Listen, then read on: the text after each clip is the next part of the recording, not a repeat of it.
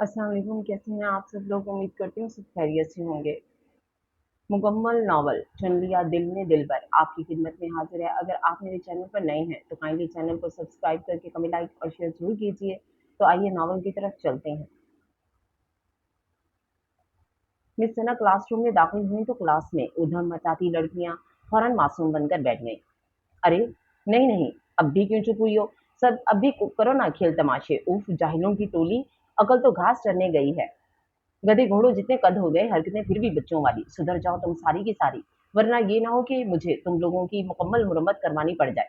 Miss सना का इशारा माविया और उसके ग्रुप की तरफ था। अगर वो लड़कियां अपनी शैतानियों से बाज नहीं आती थी तो मिस सना भी अपने नाम की एक ही थी।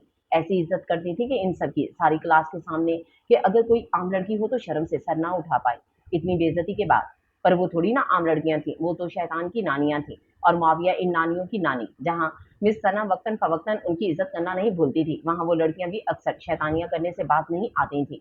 आज भी किसी क्लास की लड़की ने स्टाफ रूम में जाकर मिस सना को शिकायत की थी कि माविया और उसका ग्रुप ब्लैक बोर्ड पर आपके बाल बना बनाकर आपका मजाक बना रही हैं। दरअसल मिस सना के बाल घुंघरियाले थे और माविया उसका ग्रुप इनको फटा बॉम्ब कहती थी। कुछ बेचारी मिस सना भी सादा सी, फैशन से कोसों दूर, इसलिए इन शैतान लड़कियों को मजा आता मिस को छेड़ के।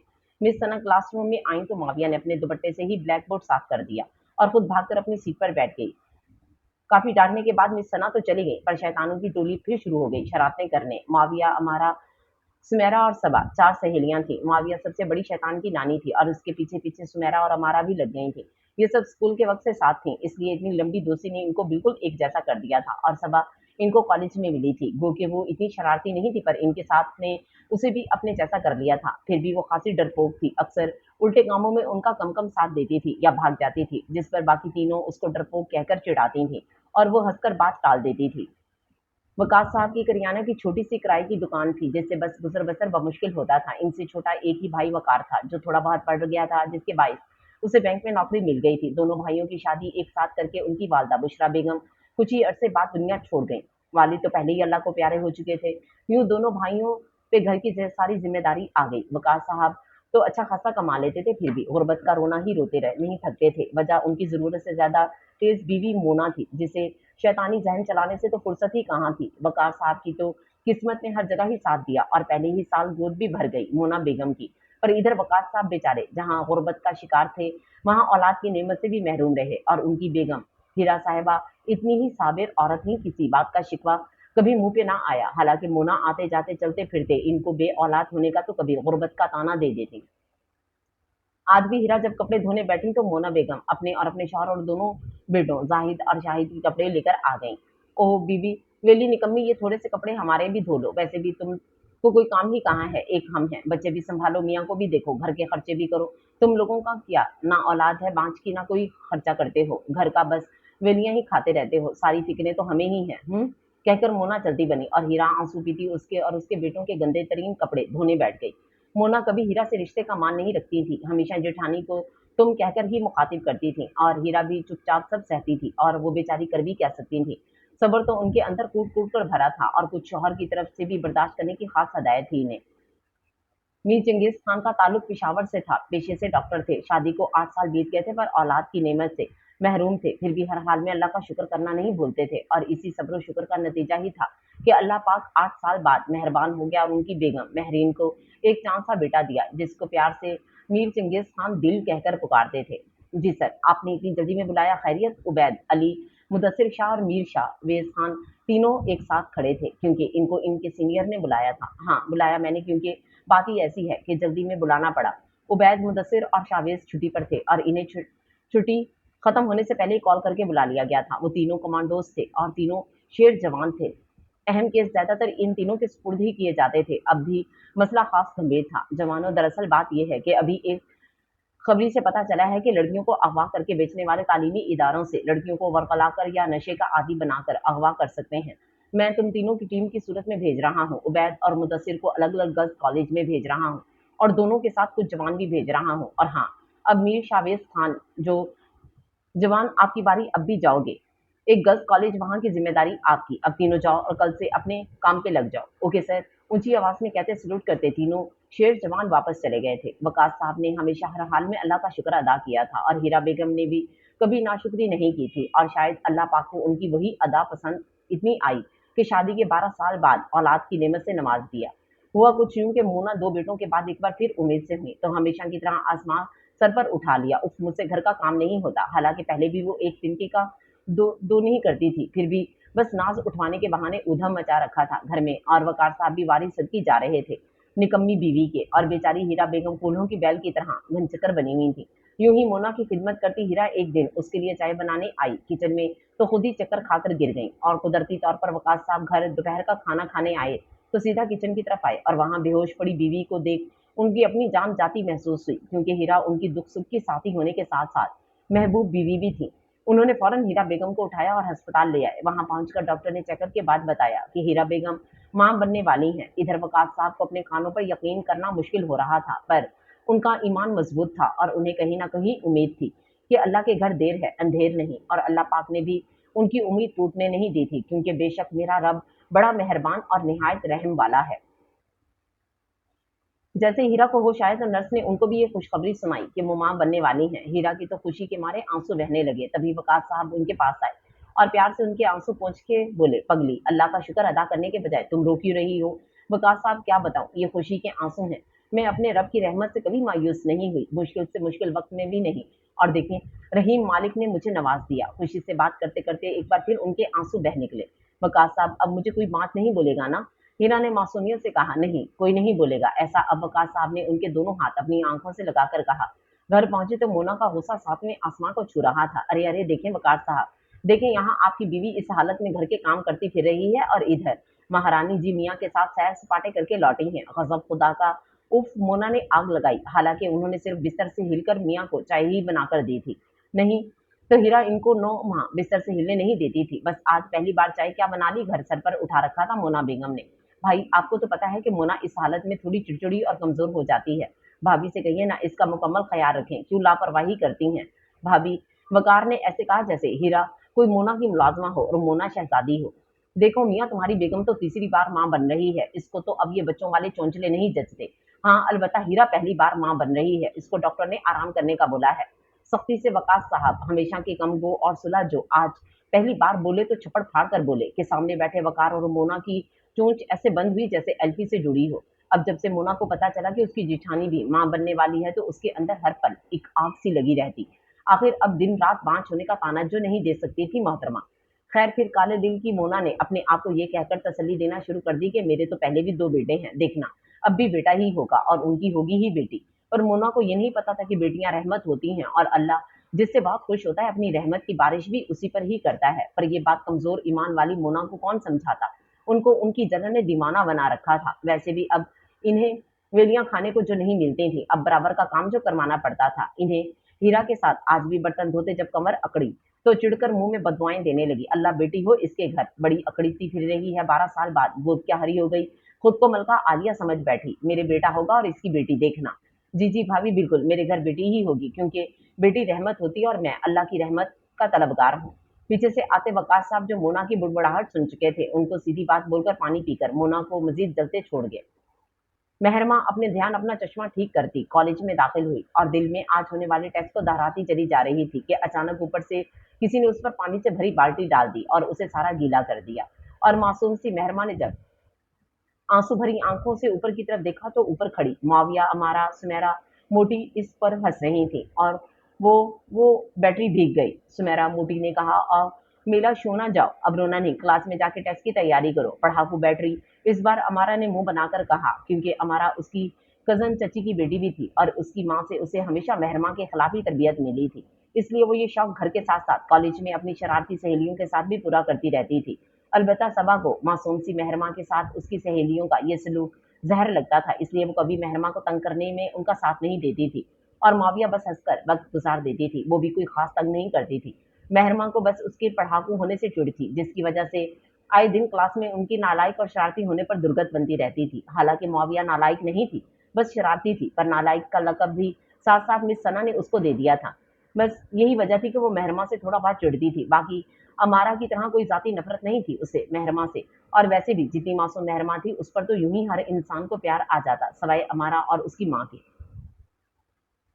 मोना को अल्लाह ने बेटी जैसी रहमत दी तो उसने रो रो के अस्पताल सर पर उठा लिया। हालांकि अल्लाह पाक ने पहले 2 बेटे भी दिए थे, पर उसको रोना सिर्फ ये था कि मेरी बेटी हो गई, अगर हीरा की बेटा हो गया तो मेरी ऊंची नाक कट जाएगी। और ये इसकी अपनी बनाई सोच थी। हकीकत इससे बिल्कुल मुख्तलिफ थी, क्योंकि हीरा और वकास तो खुद बेटी के लिए अल्लाह के हुजूर दुआ मांगते थे। उनकी ख्वाहिश थी कि अल्लाह इन्हें अपनी रहमत से नवाजे। खैर, मोना को तब तक सुकून नहीं मिला जब तक 2 माह बाद हीरा के घर भी बेटी नहीं हो गई।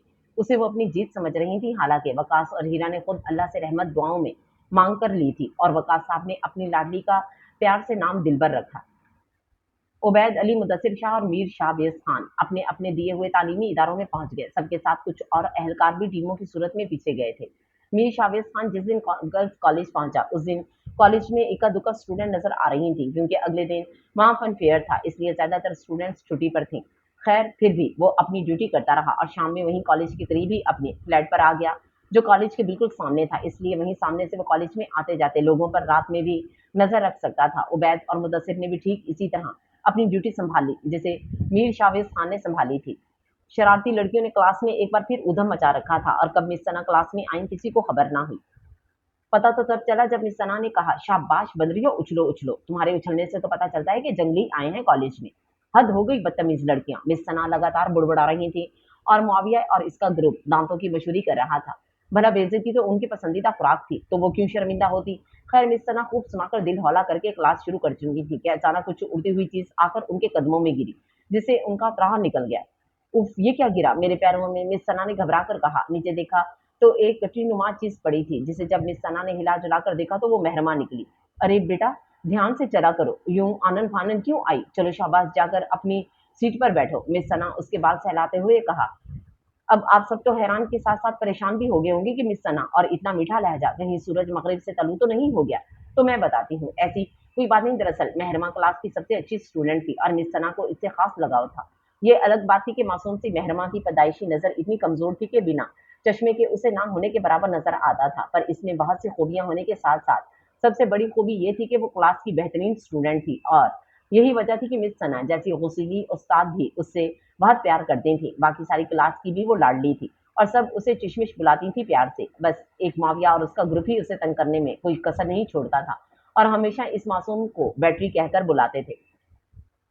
लो जी, आधी बैटरी हमारे लिए रहमत बन के। अब मिस सना उसके खूब सारे लाड उठाएंगी, और इन्हें लाडों में उनका पीरियड खत्म हो जाएगा, और हमारी मिस के कोसलों से जान छूट जाएगी। सुमेरा ने अपना नन्हा सा शैतानी दिमाग चलाकर अपनी तरफ से खुशखबरी सुनाई। तभी मुआविया ने एक धमोका उसकी कमरे में जड़ दिया। प्यारी बहन सुमेरा, आपका अभी अभी दिमागी तवाज़ुन खराब हुआ है, या बचपन से ऊपर वाला खाना खाली है? मतलब, सुमेरा ने रोनी सूरत बनाकर कहा।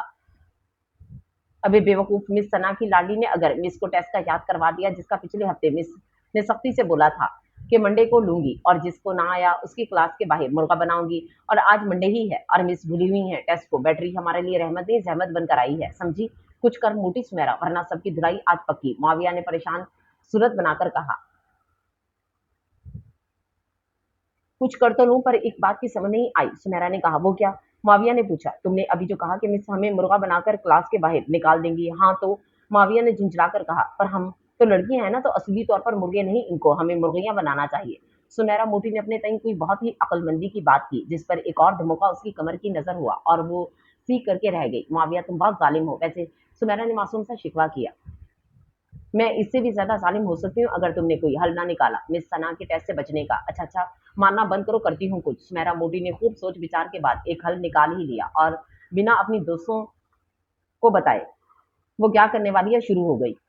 आई अम्मी, मुझे कुछ हो रहा है, चक्कर आ रहे हैं, कोई मुझे बचाओ। सुमेरा के चिल्लाने पर मिस सना समेत सारी क्लास उसके पास भागी भागी आई। क्या हुआ आपको? मिस सना ने परेशानी से पूछा। कुछ कुछ, सुमेरा मोटी ने कहा। हैं?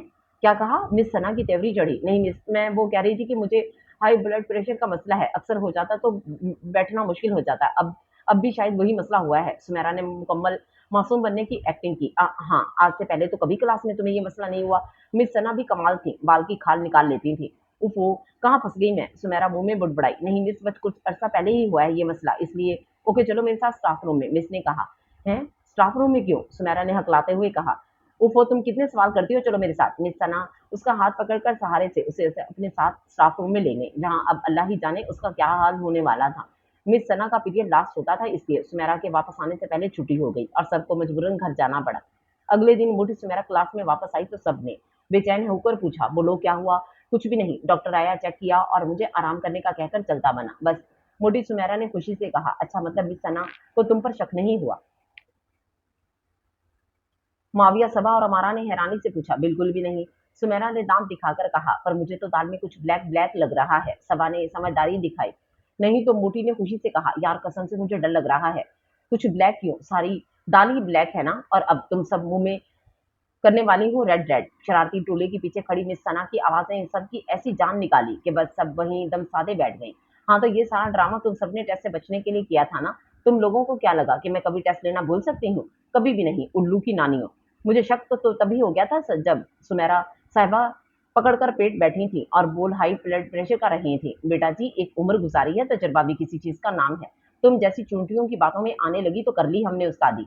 कल जब उसने हाई ब्लड प्रेशर का शोर मचाया तो मैं स्टाफ रूम में जाकर अपने फैमिली डॉक्टर को बुलाया, जो कि इत्तफाकन सुमेरा का भी फैमिली डॉक्टर है। उन्होंने मुझे बाद में बताया कि सुमेरा की अम्मी बचपन से इनको इनके क्लिनिक ही लेकर जाती हैं और इसे कभी हाई बीपी का मसला नहीं हुआ और अब भी बिल्कुल नॉर्मल है, क्योंकि सुमेरा जी वापस घर जा चुकी थी। इसलिए मैं आज तक आप सबका बेसब्री से इंतजार किया। अब शराफत से सब उठो और क्लास के बाहर निकलो और कान पकड़कर पूरे ग्राउंड का चक्कर लगाओ। शाबाश, उठो उठो, मिस सना ने शदीद गुस्से में कहा। साथ ही वो चारों डर के बाहर बाहर भागी। मुदस्सिर ने कॉल करके उबैद को कोई अहम बात बताई थी केस के हवाले से और जल्द अज जल्द मीर शावेज से मिलकर उसे बताने का बोला था, क्योंकि उससे फोन पर राब्ता नहीं हो पा रहा था। उबैद पहले उस फ्लैट पर पहुंचा जिस पर वक्ती तौर पर शावेज ने रिहाइश की थी। जब वहां ताला लगा मिला तो सीधा गर्ल्स कॉलेज पहुंच गया जहां शावेज की ड्यूटी थी। वहां पहुंचकर वो इधर उधर मीर शावेज खान को ढूंढने लगा। यूं ही गर्दन घुमाते घुमाते उसकी नजर सामने कान पकड़कर खड़े ग्राउंड का चक्कर लगाती लड़कियों पर पड़ी तो ना चाहते हुए भी उसका कहका बुलंद हुआ, जिस पर सबसे पहले मौविया ने सर उठाकर देखा तो किसी को अपनी तरफ देखकर हंसता हुआ पाकर उसका डूब मरने को दिल किया। कहाँ क्लास में वो फने खां बनी घूमती थी और कहाँ पूरे कॉलेज के सामने कान पकड़े खड़ी थी, खास तौर पर एक लड़के के सामने।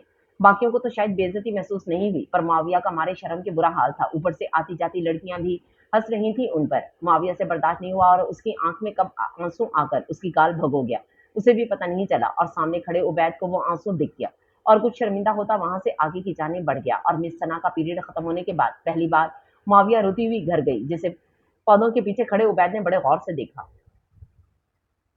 दरख्तों की ओट में कुर्सी पर बैठा मीर शावेज खान लैपटॉप पर बैठा अपना जरूरी काम कर रहा था कि अचानक पीछे से किसी ने उसे भाव किया तो वो मुड़कर हंसने लगा। ओ भाई, कब सुधरेगा? तेरी हरकतें बच्चों जैसी ही रहेंगी क्या हमेशा?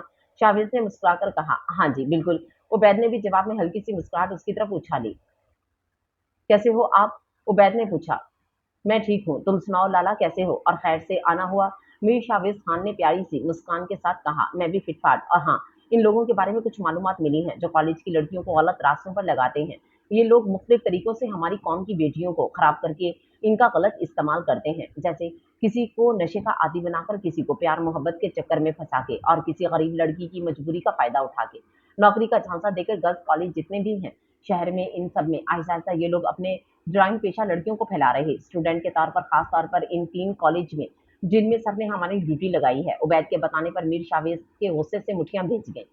इन दरिंदों की इतनी हिम्मत कि मेरे मुल्क की बच्चियों का रोशन मुस्तकबिल तारीख करें। इनको तो ऐसी इबरतनाक सजा दूंगा कि याद करेंगे। मीर शावेज ने शदीद गुस्से में कहा, क्योंकि उसे अपने वतन से बहुत मोहब्बत थी और उसका दिल करता था कि अपने वतन से सारी गंदगी जुराइम सब खत्म करके उसे ऐसे लोगों से पाक कर दे जो उसके मुल्क की खूबसूरती और अजमत को नुकसान पहुंचाने की हिम्मत भी करते हैं। फिक्र न करें लाला, अब हम आगे है ना, एक भी लड़की को नुकसान नहीं पहुंचा पाएंगे ये लोग इंशाल्लाह। उबैद ने मुस्कुराकर कहा और आगे का लाहे अमल तय करके लौट गया।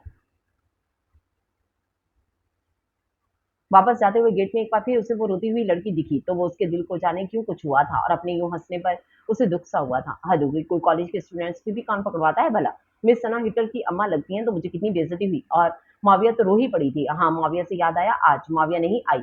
लगता है कल वाली बात दिल पे ले ली इसने। खैर कोई बात नहीं, हमारी शहजादी जल्दी नॉर्मल हो जाएगी, अमारा ने कहा। बातों बातों में दूर से आती उनको मेहरमा दिखी जिसका उन्होंने रिकॉर्ड लगाना शुरू कर दिया। ओ बैटरी किधर चली? तू किधर चली? जाने कहाँ तू किधर चली? अरे अरे, फिसल गई, सुमेरा मोदी ने इतना कहा, साथ ही सच में मेहरमा फिसल गई और इर्द गिर्द देखने वाली सब लड़कियां उस पर हंसने लगी तो मासूम सी मेहरमा आंसू पीती कपड़े झाड़कर क्लासरूम में चली गई।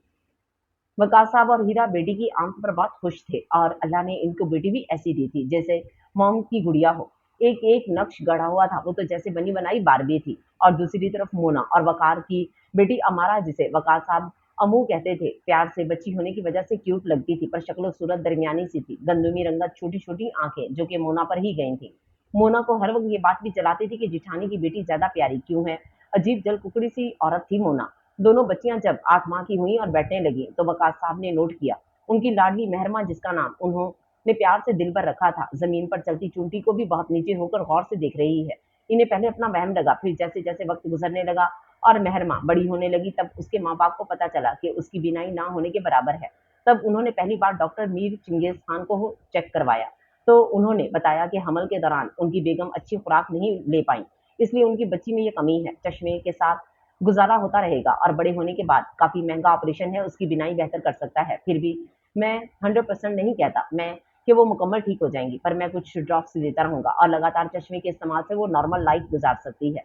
पर चश्मे के बिना उसे ऐसे दिखेगा जैसे हर चीज धुंधली हो, कुछ ठीक से देखना उसके लिए मुमकिन नहीं होगा। गरीब वकास साहब और कुछ कर भी क्या सकते थे, टूटे दिल के साथ बेटी को चश्मा लगवा के और चंद ड्रॉप्स लेकर घर आ गए, क्योंकि महंगे इलाज के उनके पास पैसे ही कहाँ थे। मेहरमा का बचपन से लेकर जवान होने तक डॉक्टर मीर चिंगेज खान से थोड़ा बहुत इलाज चलता रहा, जिसकी मदद से ना सिर्फ वो अपनी पढ़ाई पूरी कर रही थी, बल्कि हमेशा अवर रहकर माँ बाप का सर फखर से बुलंद भी करती थी। और यही बात मोना को इतना जलाती थी कि वो हमेशा बहाने बहाने से मेहरमा को उसकी कमी का एहसास दिलाकर एहसास कमतरी का शिकार बनाने में कोई कसर नहीं छोड़ती थी। माविया एक छुट्टी के बाद कॉलेज आ तो गई थी, पर अपने पूरे कॉलेज के और खास तौर पर एक लड़के के सामने हुई बेइज्जती ने उसको चुप-सा करवा दिया था। उसे देखकर उसकी बाकी शैतान की नानियां चहक रही थीं, पर वो हूँ हाँ से ज्यादा जवाब नहीं दे रही थी। ओए, कुछ याद है? आज फन फेयर है और तुम सब गप्पे लगाने में मसरूफ हो। ओए, रांझी का मतलब माविया साहिबा, चले आपको रांझा बनना था सॉन्ग में, और हमारा चूहिया को हीर। पता नहीं अभी तक कहाँ है। वो आई ही नहीं, सभा के चिढ़कर कहने पर माविया को याद आया कि 2 दिन पहले किस तरह उन्होंने मिस सना को मनाया था कि वो भी हिस्सा लेना चाहती हैं। मिस, आप हम पर यकीन करें, हम बहुत अच्छी एक्टिंग करेंगे, अमारा ने कहा। तुम निकम्मियों पर यकीन करने वाली गलती तो मैं नहीं कर सकती। ना बाबा ना, निकलो यहाँ से। मिस सना, जो स्टाफ रूम में बैठी चाय पी रही थी, एकदम इन शैतान की नानियों के आग धमकने से बुरी तरह चिढ़ गई थी। मिस, प्लीज एक चांस दे दें, हम वादा करते हैं इतनी अच्छी परफॉर्मेंस करेंगे कि पूरा कॉलेज तारीफ करेगा। दरअसल 4 जोड़ियों ने अपने अपने तरीके से परफॉर्म करना था, पर फिर जो सबसे अच्छा करती उसको इनाम मिलना था। बहुत मिन्नतों के बाद मिस सना इस शर्त पर मानी थी कि अगर वो पहले नंबर पर आईं तो, और लड़कियों ने भी वादा कर लिया था कि अव्वल तो आके ही दिखाना है, और मिस सना को यकीन था कि वो है ही निकम्मी, कुछ नहीं होना इनसे। और हाँ, खबरदार जो किसी ने फजूल बेहुदा सॉन्ग चुना तो अच्छा सॉफ्ट सा सॉन्ग सुनना होना चाहिए, ताकि असली हीर रांझे वाली फीलिंग आए। समझ गई सब, मिस सना ने थोड़ी सख्ती से कहा था। सोनी महिवाल मिर्जा साहिबा लैला मजनू की जोड़ियां बन गई थी, बस हीर रांझा रह गए थे, जो माविया की ख्वाहिश थी कि वो रांझा बने, और अमारा चुहिया को हीर बनने का शौक चढ़ा था। पर अमारा का इस उस दिन दूर दूर तक कुछ पता ना था, और सारे कॉलेज की लड़कियां शो देखने के लिए हॉल में आना शुरू हो गई थी। सब जोड़ियों के एंड में हीर रांझे की बारी थी। माविया कुछ देर के लिए सब इंसल्ट भूल भाग कर तैयारी में लग गई, क्योंकि उसे इस बार ये दिखाना था कि वो भी कुछ कर सकती है, निकम्मी नहीं। पर टेंशन ये थी कि हीर साहिबा का दूर दूर तक कुछ पता ना था, और तीसरी जोड़ी परफॉर्म कर रही थी। अगली बारी माविया और अमारा की थी, और अमारा तो शायद कहीं गायब हो गई थी। माविया को बहुत गुस्सा आ रहा था। अब मैं अकेली ही स्टेज पर जाऊंगी और जो होगा देखा जाएगा। माविया गुस्से में उठी और अपनी बारी पर स्टेज पर पहुंच गई। शो शुरू होने से पहले मीर शाहवेज, उबैद और मुदस्सिर कॉल पर बात कर रहे थे। अस्सलाम वालेकुम। और कैसा चल रहा था तेरी तरफ कॉलेज का फन फेयर? मुदस्सिर ने अपनी तरफ से पूछा कि खैर खैरियत से पूरा हो गया, पर इधर सदा की शरारती उबैद को शरारत सूझी। हाँ जी, हाँ जी, लाले की इर्द गिर्द इतनी हसीन बलाएं हैं, सब खैरियत से ही होगा, लाला भी और फन फेयर भी। तू बाज आ जा उबैद, किसी दिन चित्रौल कर देनी है मैंने तेरी। मीर शाहवेज, जो हमेशा से लड़कियों के नाम से भी चिढ़ता था, उबैद की बात सुनकर हत्ते से उखड़ गया। अच्छा अच्छा भाई, माफ कर दे, तू पूरा नहा कर पीछे पड़ जाता है, एक छोटा सा मजाक किया कर दो तो। देख भाई, हम सबको पता तो लड़कियों से बहुत चिढ़ता, पर सच तो यह है कि तू ही है इतना डैशिंग कि कोई भी एक बार देख ले तो मुड़कर लाजमी देखता है। लाला जी, आपको मुदस्सिर ने मुस्कुराकर कहा।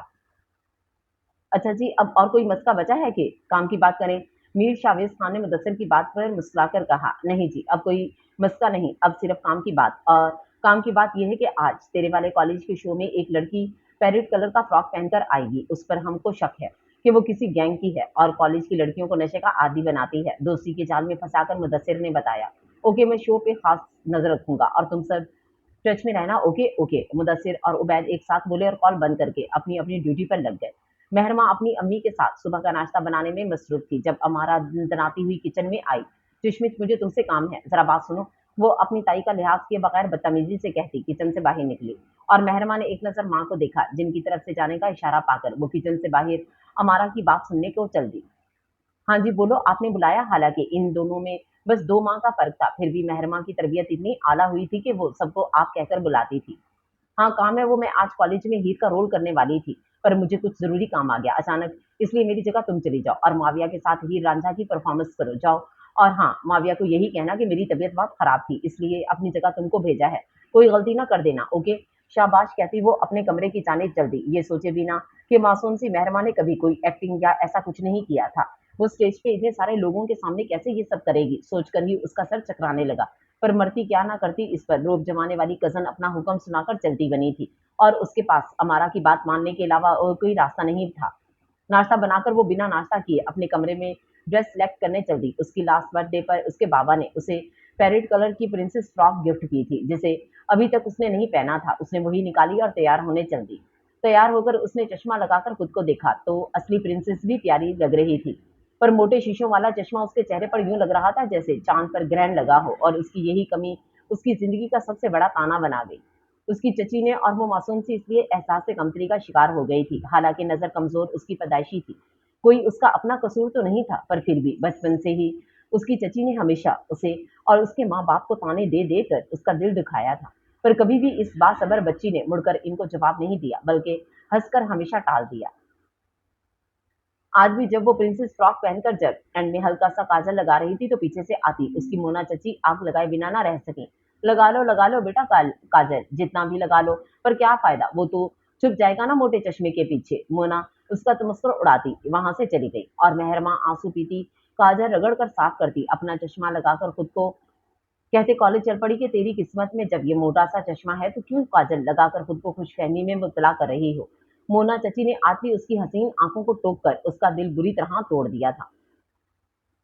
मेरे मौला, या तो मेरी ये आंखें बदल दे मेरे मौला, या फिर मेरी किस्मत ही बदल दे, और कभी कभी कबूलियत का वक्त भी तो होता है ना।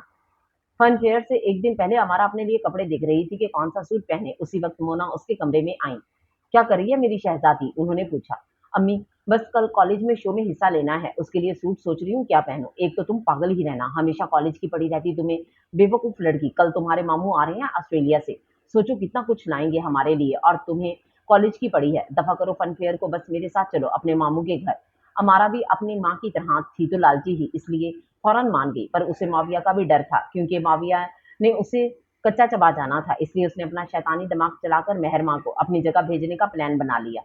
मीर चंगेज खान की ख्वाहिश थी कि वो अपने बेटे को आर्मी ऑफिसर बनाए, और अल्लाह ने भी मुस्तकबिल में उनकी ये ख्वाहिश पूरी होने का बंदोबस्त कर रखा था। उनका बेटा 5 साल का हुआ तो वो अपनी फैमिली को लेकर सियालकोट शिफ्ट हो गए और वहीं अपना क्लिनिक भी बना लिया और बेटे को स्कूल दाखिल करवा दिया। शो शुरू होने से पहले मीर शावियस खान ने हॉल के अंदर दाखिल होकर हॉल में बैठी सारी स्टूडेंट्स पर नजरें जमा ली, क्योंकि उसने वो पेरिस सूट वाली लड़की को ढूंढना था जो स्टूडेंट की शक्ल में कॉलेज में रहकर कॉलेज की लड़कियों को नशे का आदी बनाकर उनकी जिंदगी तबाह करने वालों की साथी थी, और वो शिद्दत से इंतजार कर रहा था कि जल्द से जल्द उसे देखे और उसका पीछा करके उसके गैंग को पकड़ ले। उधर माविया की बारी आ चुकी थी और वो अकेली ही स्टेज पर रांझे के हुलिये में चली गई, पर दूर दूर तक हीर का कोई अता पता नहीं था, और उस वक्त उसका दिल कर रहा था कि अमारा को कच्चा चबा जाए, पर फिलहाल कुछ भी उसके बस में नहीं था, इसलिए उसने अकेले ही सॉन्ग पर परफॉर्म करना शुरू किया। सॉफ्ट रोमांटिक स्ट्राइकी सॉन्ग सुनने में बहुत भला लग रहा था। ये सच है तू बहुत सोना है, जिमें संग जो दिसदा है पानी, एक तेरा दीवाना मैं ना, सारी दुनिया तेरी दीवानी। ये तो थे रांझे के बोल जो माविया ने बोल दिए थे, और आंखें जोर से बंद करनी। अब म्यूजिक चल रहा था और साथ साथ मुआविया समेत उसकी शैतानियों का सांस भी ऊपर नीचे चल रहा था, क्योंकि हीर के ना आने पर उनकी कॉलेज के सामने जो इज्जत होनी सो होनी थी, बाद में जो जूते मिस सना ने भुगो भुगो कर मारने थे, उसका सोचकर इन सब की जान पे बनी थी। मुआविया बिल्कुल ऐसे आंखें बंद किए खड़ी थी जैसे कबूतर बिल्ली को देख के करता है। इधर म्यूजिक के बाद हीर की बारी थी अपने बोलों की। हो, मैं क्यों ना नाज दिखावा अल्लाह सोना जो बनाए, मैं क्यों ना नाज दिखावा अल्लाह सोना जो बनाए, हाथ क्यों मुंह बैद ना जावा वफा ढोले जो भिजवाए। एक हाथ को ऊपर की जानिब उठाकर एक अदा से चलती पैरेट कलर का प्रिंसेस फ्रॉक पहने एक परी गाने के बोल पर लब हिला रही थी, जिसे देखकर सारे कॉलेज की लड़कियां तो पलक झपकना ही भूल गई। माविया ने हल्की सी आंखें खोलकर देखा तो दंग तो वो भी रह गई थी, क्योंकि सामने अमारा की जगह कोई प्रस्थान की शहजादी खड़ी थी। ये कौन है? माविया के दिल ने कहा। पहली नजर में वो भी पहचान नहीं पाई। दूसरी तरफ बाकी शैतानियों की भी यही हालत थी। ओए, कौन है ये इतनी प्यारी लड़की? बल्कि परी सबा के मुंह से बेअख्तियार निकला। ओए ओए, ये तो अपनी बैटरी है। सुनहरा बूटी ने गला फाड़ कर कहा तो आसपास बैठी लड़कियां भी इनको देखने लगी। हैं क्या? सबा की भी हैरानी की इंतहा थी। यार, मेहरमा इतनी प्यारी भी लग सकती है, मैंने कभी सोचा नहीं था। और देखो, इसका वो मोटा चश्मा भी नहीं लगा आज तो। हाँ यार, बहुत क्यूट लग रही है। आज तो इसको बैटरी की जगह प्रिंसेस बोलने को दिल कर रहा। सुनहरा मोटी ने भी खुले दिल से उसकी तारीफ की। इधर जैसे ही मेहरमा स्टेज पे आई तो मीर शावेज खान की पहली नजर उस पर पड़ी तो पलटना भूल गई। मीर शावेज खान, जिसे लड़कियों से हद से ज्यादा चिढ़ थी, और वो किसी लड़की से बात करना तो दूर, किसी लड़की को एक नजर देखना पसंद भी नहीं करता था, आज बिल्कुल दीवानों की तरह युक्त मेहरमा को देखे जा रहा था। ओए बैटरी, तुम यहाँ क्या कर रही हो? और अमारा बंदरिया कहाँ है? माविया ने मेहरमा का हाथ पकड़कर डांस करते होले से उसके कान में कहा। पता नहीं, वो कह रही थी कि उसकी तबीयत खराब है, इसलिए मुझे भेज दिया अपनी जगह। हालांकि मुझे कुछ समझ भी नहीं आ रहा क्या करूं। और दूसरा, स्टेज के पीछे किसी लड़की ने शरारत से मुझे धक्का दिया, जिसकी वजह से मेरा चश्मा गिर गया और मुझे ठीक से कुछ दिखाई भी नहीं दे रहा। अब क्या करूं? स्टेज पे भी मैं अंदाजे से ही आई हूँ। ओके, तुम बस मेरा हाथ पकड़ कर रखो, सॉन्ग खत्म होने से लेकर स्टेज से नीचे जाने तक, और सबको यही दिखाने की कोशिश करो कि तुमको सब ठीक से दिख रहा है और तुम खूब इंजॉय कर रही हो, नहीं तो हम जीत नहीं पाएंगे। ओके, कहती मेहरमा ने माविया का हाथ मजबूती से थामा और सॉन्ग के एंड तक उसका हाथ नहीं छोड़ा। माविया को पहली बार इस मासूम सी लड़की पर तरस आया। कैसे वो बिना ठीक से देखे आ गई स्टेज पर? अगर वो ना आती तो आज बहुत बेइज्जती का सामना होना था उसे पर, जिसे वो हमेशा बैटरी बैटरी कहकर चिढ़ाती रहती थी, उसी की वजह से। सॉन्ग के एंड में इन पर बाकायदा फूल फेंके गए कॉलेज की लड़कियों की तरफ से। इधर जैसे ही सॉन्ग खत्म हुआ तो मीर शावेज खान साहब जैसे हकीकत की दुनिया में लौटे। तब उसे समझ आई कि वो तब से जिस हसीन बला पर दिलो जान से फिदा हुआ बैठा है, वही वो पैरेट सूट वाली लड़की है। तो वो फौरन अपने दिल को डिपट कर ड्यूटी पर लग गया और सख्ती से दिल को बोल दिया कि उसके लिए सबसे पहले उसका पाक वतन है, और खबरदार जो अब उसके दिल ने उसको किसी मुल्क कौम के दुश्मन की तरफ माइट करने की कोशिश की। वो मुसलसल उस पर नजरें जमाए हुए था कि कहीं वो चालाकी से निकल ना जाए। शो खत्म हुआ तो हीर रांझा की जोड़ी को सबने पसंद किया और वो जीत भी गई, जिस पर माविया बहुत खुश थी। हर तरफ हीर हीर का शोर था। शो के बाद माविया ने मेहरमा का हाथ पकड़ा और स्टेज के पीछे जाकर उसका चश्मा ढूंढा, उसको दिया और पहली बार मेहरमा से बहुत नरमी से बात करते हुए कहा, मेहरमा, तुम्हारा बहुत बहुत शुक्रिया। आज तुम ना आती तो जीत तो दूर, बेइज्जती ही बहुत होनी थी। आज सिर्फ हम तुम्हारी वजह से जीती हैं। माविया ने खुले दिल से उसकी तारीफ की, जो बनती भी थी, वरना अमारा ने तो जलील करवाने में कोई कसर नहीं छोड़ी थी।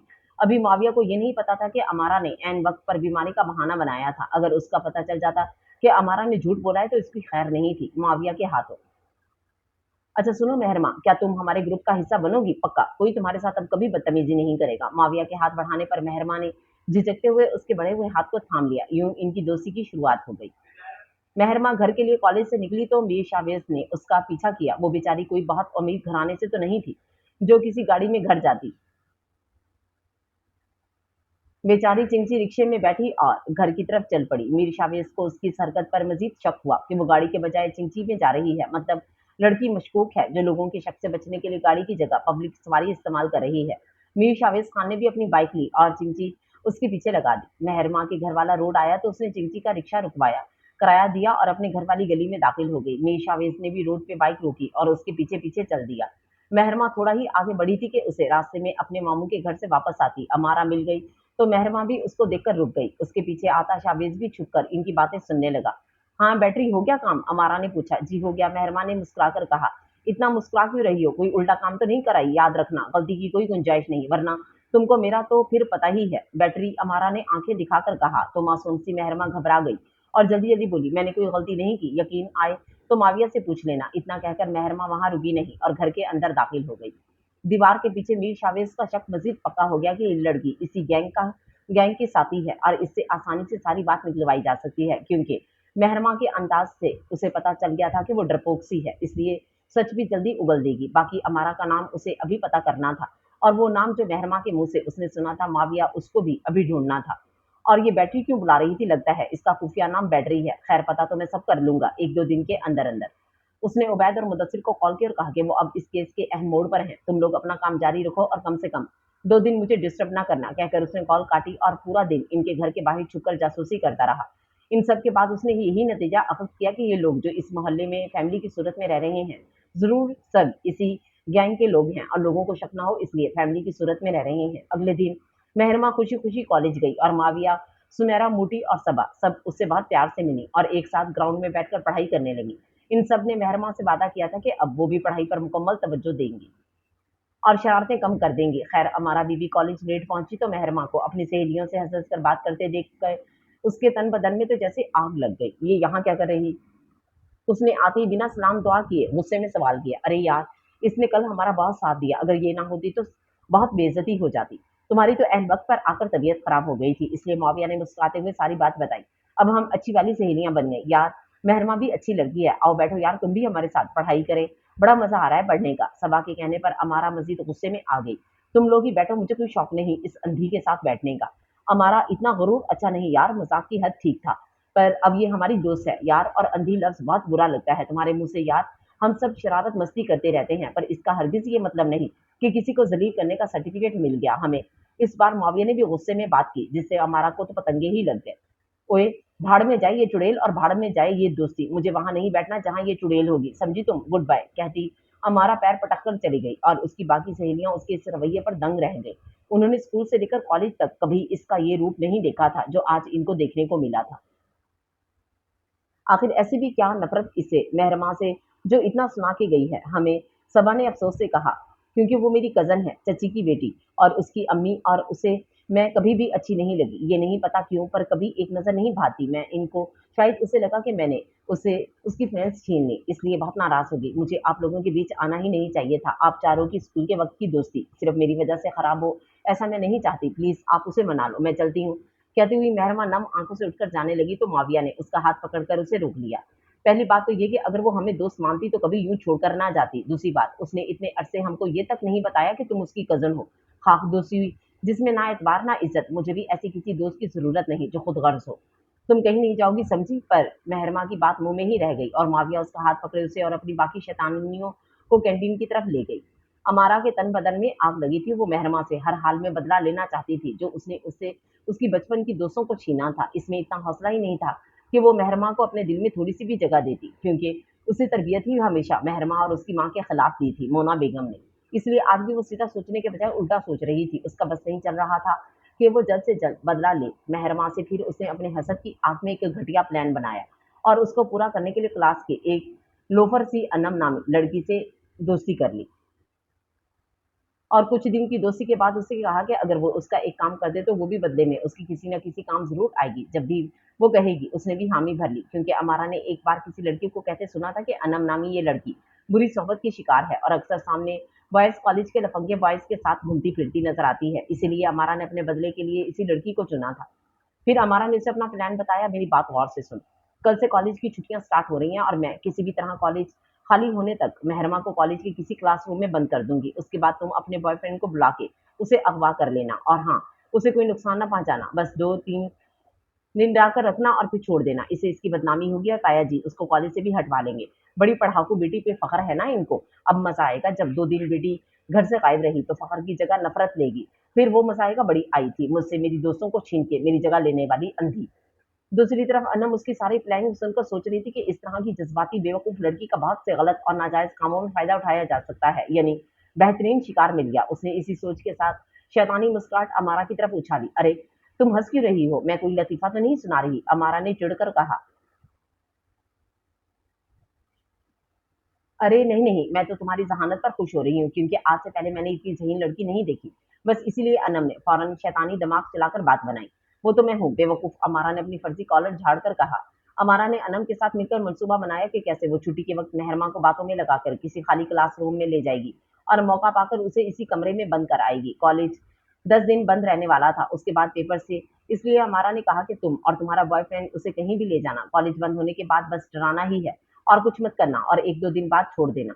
अमारा का मकसद सिर्फ मेहरमा की बदनामी करवाकर उससे बदला लेना था, इससे ज्यादा वो उसे नुकसान नहीं पहुंचाना चाहती थी। दूसरी तरफ अनम ने अमारा की सारी बात सुनकर अपने दिल में अलग ही मनसूबाबंदी कर रखी थी कि वो मेहरमा को कॉलेज के कमरे से निकालेगी ही नहीं। और फिर दो काम हो सकते थे, या तो अगर कोई और उसको निकाल ले कमरे से तब भी उसने अमारा का नाम लेना था कि उसने उसे बंद किया, या फिर अगर उसको कोई नहीं बचाता तो इतने दिन कैद भी भूखी प्यासी रहने से वो मर जाती। दोनों सूरतों में अमारा को यह एहसास दिलाकर कि अब पुलिस उसे पकड़ लेगी क्योंकि ये सब उसकी वजह से हुआ। उसे बचाने का वादा करके अपने गलत काम आसानी से करवाए जा सकते थे और आराम से उसे भी नशे का आदी बनाकर बेचकर बड़ी रकम मिल सकती थी। इस आसान शिकार के मिलने पर अनम दिल ही दिल में बहुत खुश थी, पर उसे ये नहीं पता था कि कोई उन पर हर पल नजर रखे हुए है और इन दोनों का नाम भी पता करवा चुका है। उबैद आज फिर मीर शावेज से मिलने कॉलेज आया था सादा कपड़ों में। वो लोग वहां नजर रखने के लिए सादा कपड़ों का इस्तेमाल कर रहे थे ताकि इस गैंग के लोगों को शक न हो। उसने मीर शावेज की कॉल तो की। उसने बताया कि वो कॉलेज के ग्राउंड के पीछे पौधों के पास बैठा है जहां वो सारे कॉलेज को बआसानी देख सकता है, पर कॉलेज से कोई उसे आसानी से देख सकता क्योंकि ग्राउंड के पीछे बहुत सी झाड़ियां थी, इसलिए उधर किसी का जल्दी ध्यान ही नहीं जाता था। उबैद चलता हुआ मीर शावेज की बताई हुई जगह पर पहुंचा और रस्मी इस्लाम दुआ के बाद केस के बारे में बात करने लगे। लाला, हमें तो काफी कुछ पता चल चुका है इनके बारे में, तुम बताओ। जो उस दिन पैराशूट वाली का बोला था उसका पता चलाया? उबैद ने पूछा। हाँ, दिखने में जितनी मासूम है उतनी है नहीं। आज ही मैं उससे सारी बात उगलवाता हूँ। और हाँ, उसके साथ जो लड़की मुझे इस घर के बाहर दिखी थी, जो पूछ रही थी काम हो गया, इस लड़की के साथ आजकल एक अजीब सी लड़की पाई जाती है। तुम इन दोनों पर नजर रखो और मौका और मुकम्मल मालूमात मिलते ही पकड़ लो सारे गैंग को। इधर मैं जरा इस मासूम बला से निपट लूं। माविया सुमेरा मोटी और सबा पढ़ाई करके तंग आ गई तो एक गेम खेलने का सोचा। बहुत पढ़ लिया, अब थोड़ा फ्रेश हो जाए। क्या ख्याल है? सबा ने कहा। नेक ख्याल है।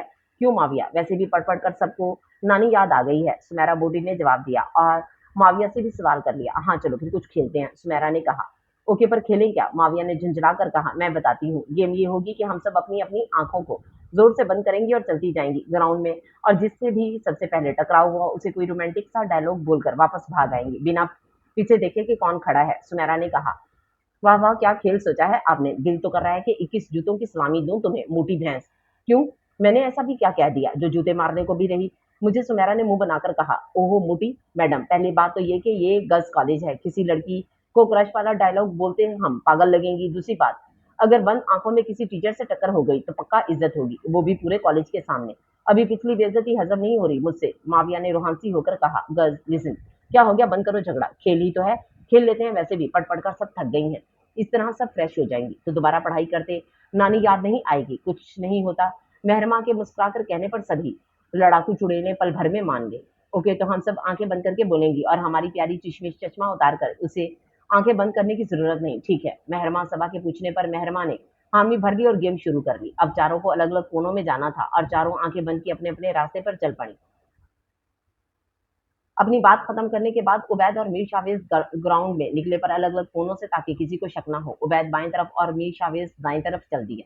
इधर अक्सर टीचर्स गेट के बाहर खड़े गोलगप्पे वाले से गोलगप्पे मंगवाती थी। आज भी मंगवाए तो सूखा सड़ा गोलगप्पे वाला लड़का गोलगप्पे लेकर अंदर ग्राउंड में चला रहा था, जिसे अक्सर जुकाम रहता था और वो अपनी ही बाजू से नाक रगड़ता रहता था। चौथी तरफ मिस सना ग्राउंड में से होती हुई प्रिंसिपल ऑफिस जा रही थी। सबसे पहले मौविया आंखें बंद किए चली जा रही थी और चलते चलते किसी भारी विद्युत से टकराई तो खेल के मुताबिक फौरन अंजुमन के अंदाज में बोली। मैं तेरी बन गई या वे जालिमा, तू मेरा क्यों नहीं बनता?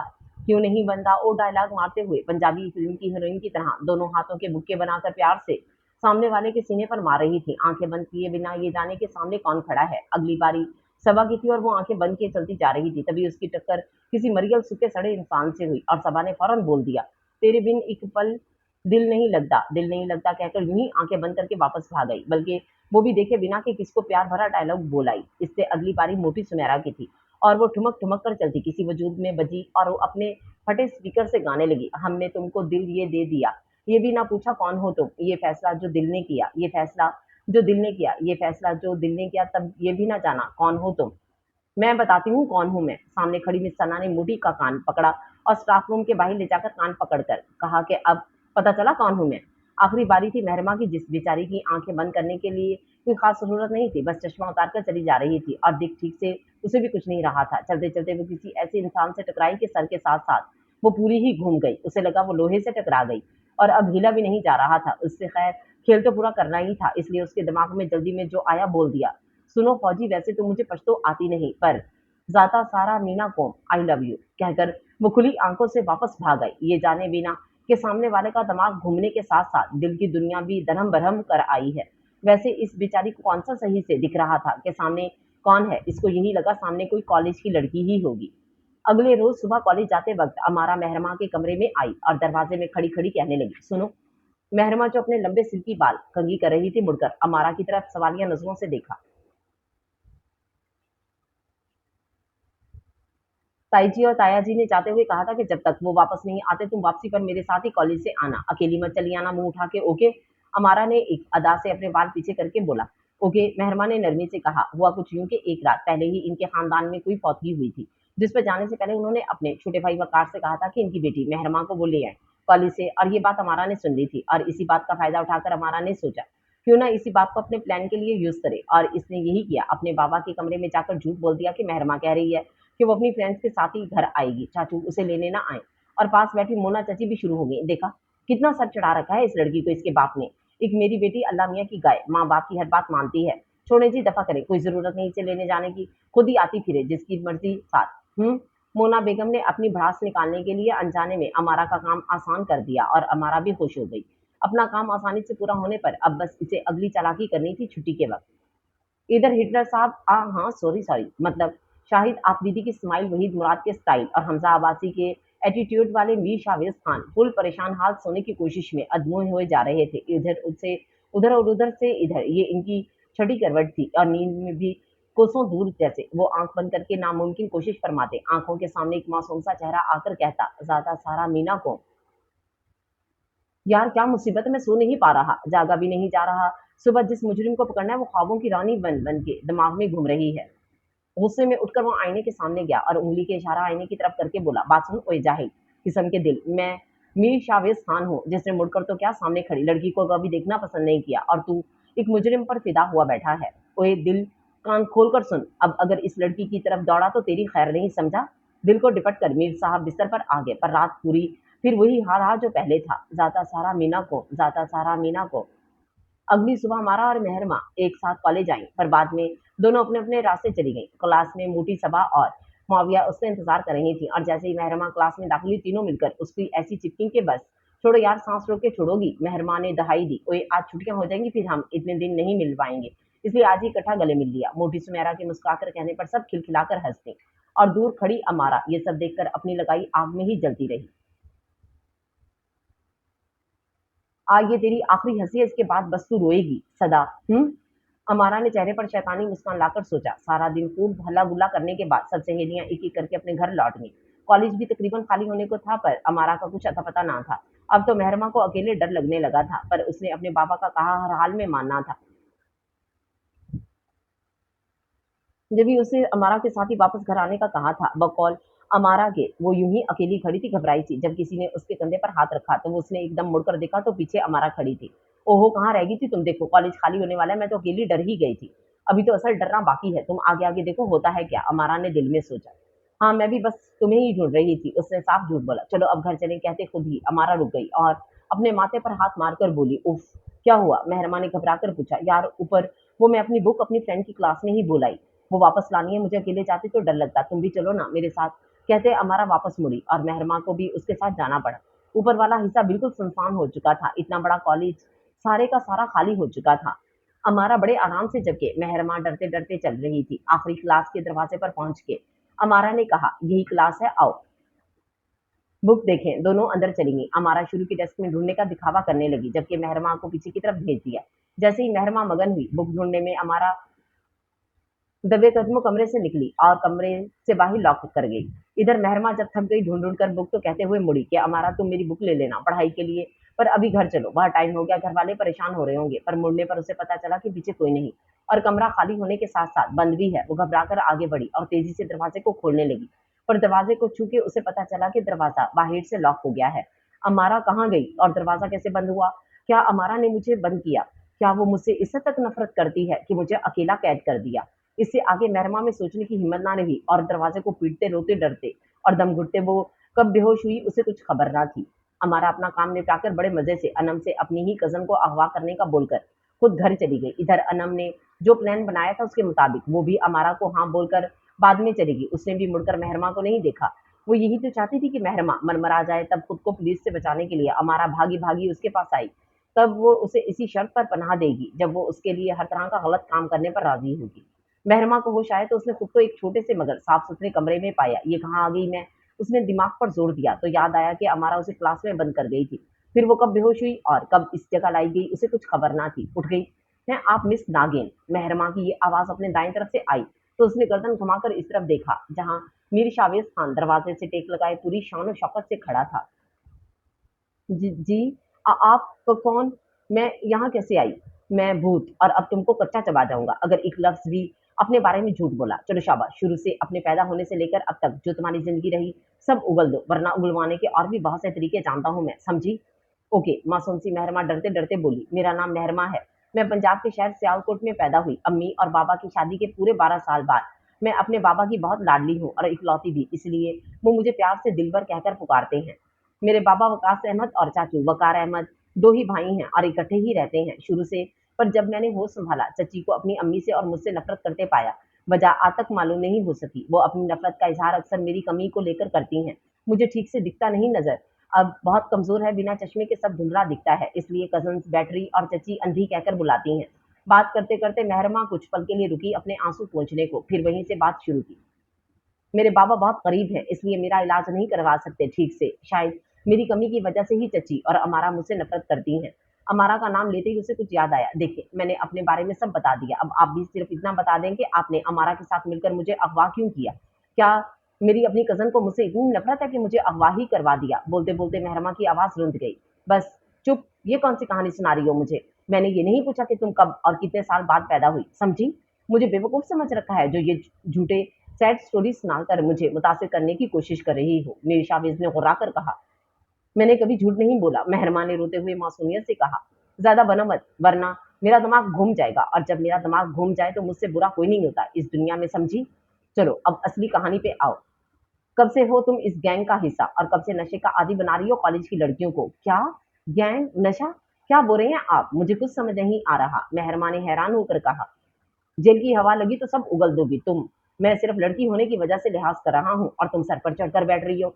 मुझे सब पता है, वो लड़की अमारा और तुम इसी गैंग का हिस्सा हो जो कॉलेज की लड़कियों को नशे का आदि बनाकर या वरगलाकर बैरून मुल्क बेचकर भारी रकम देते हैं।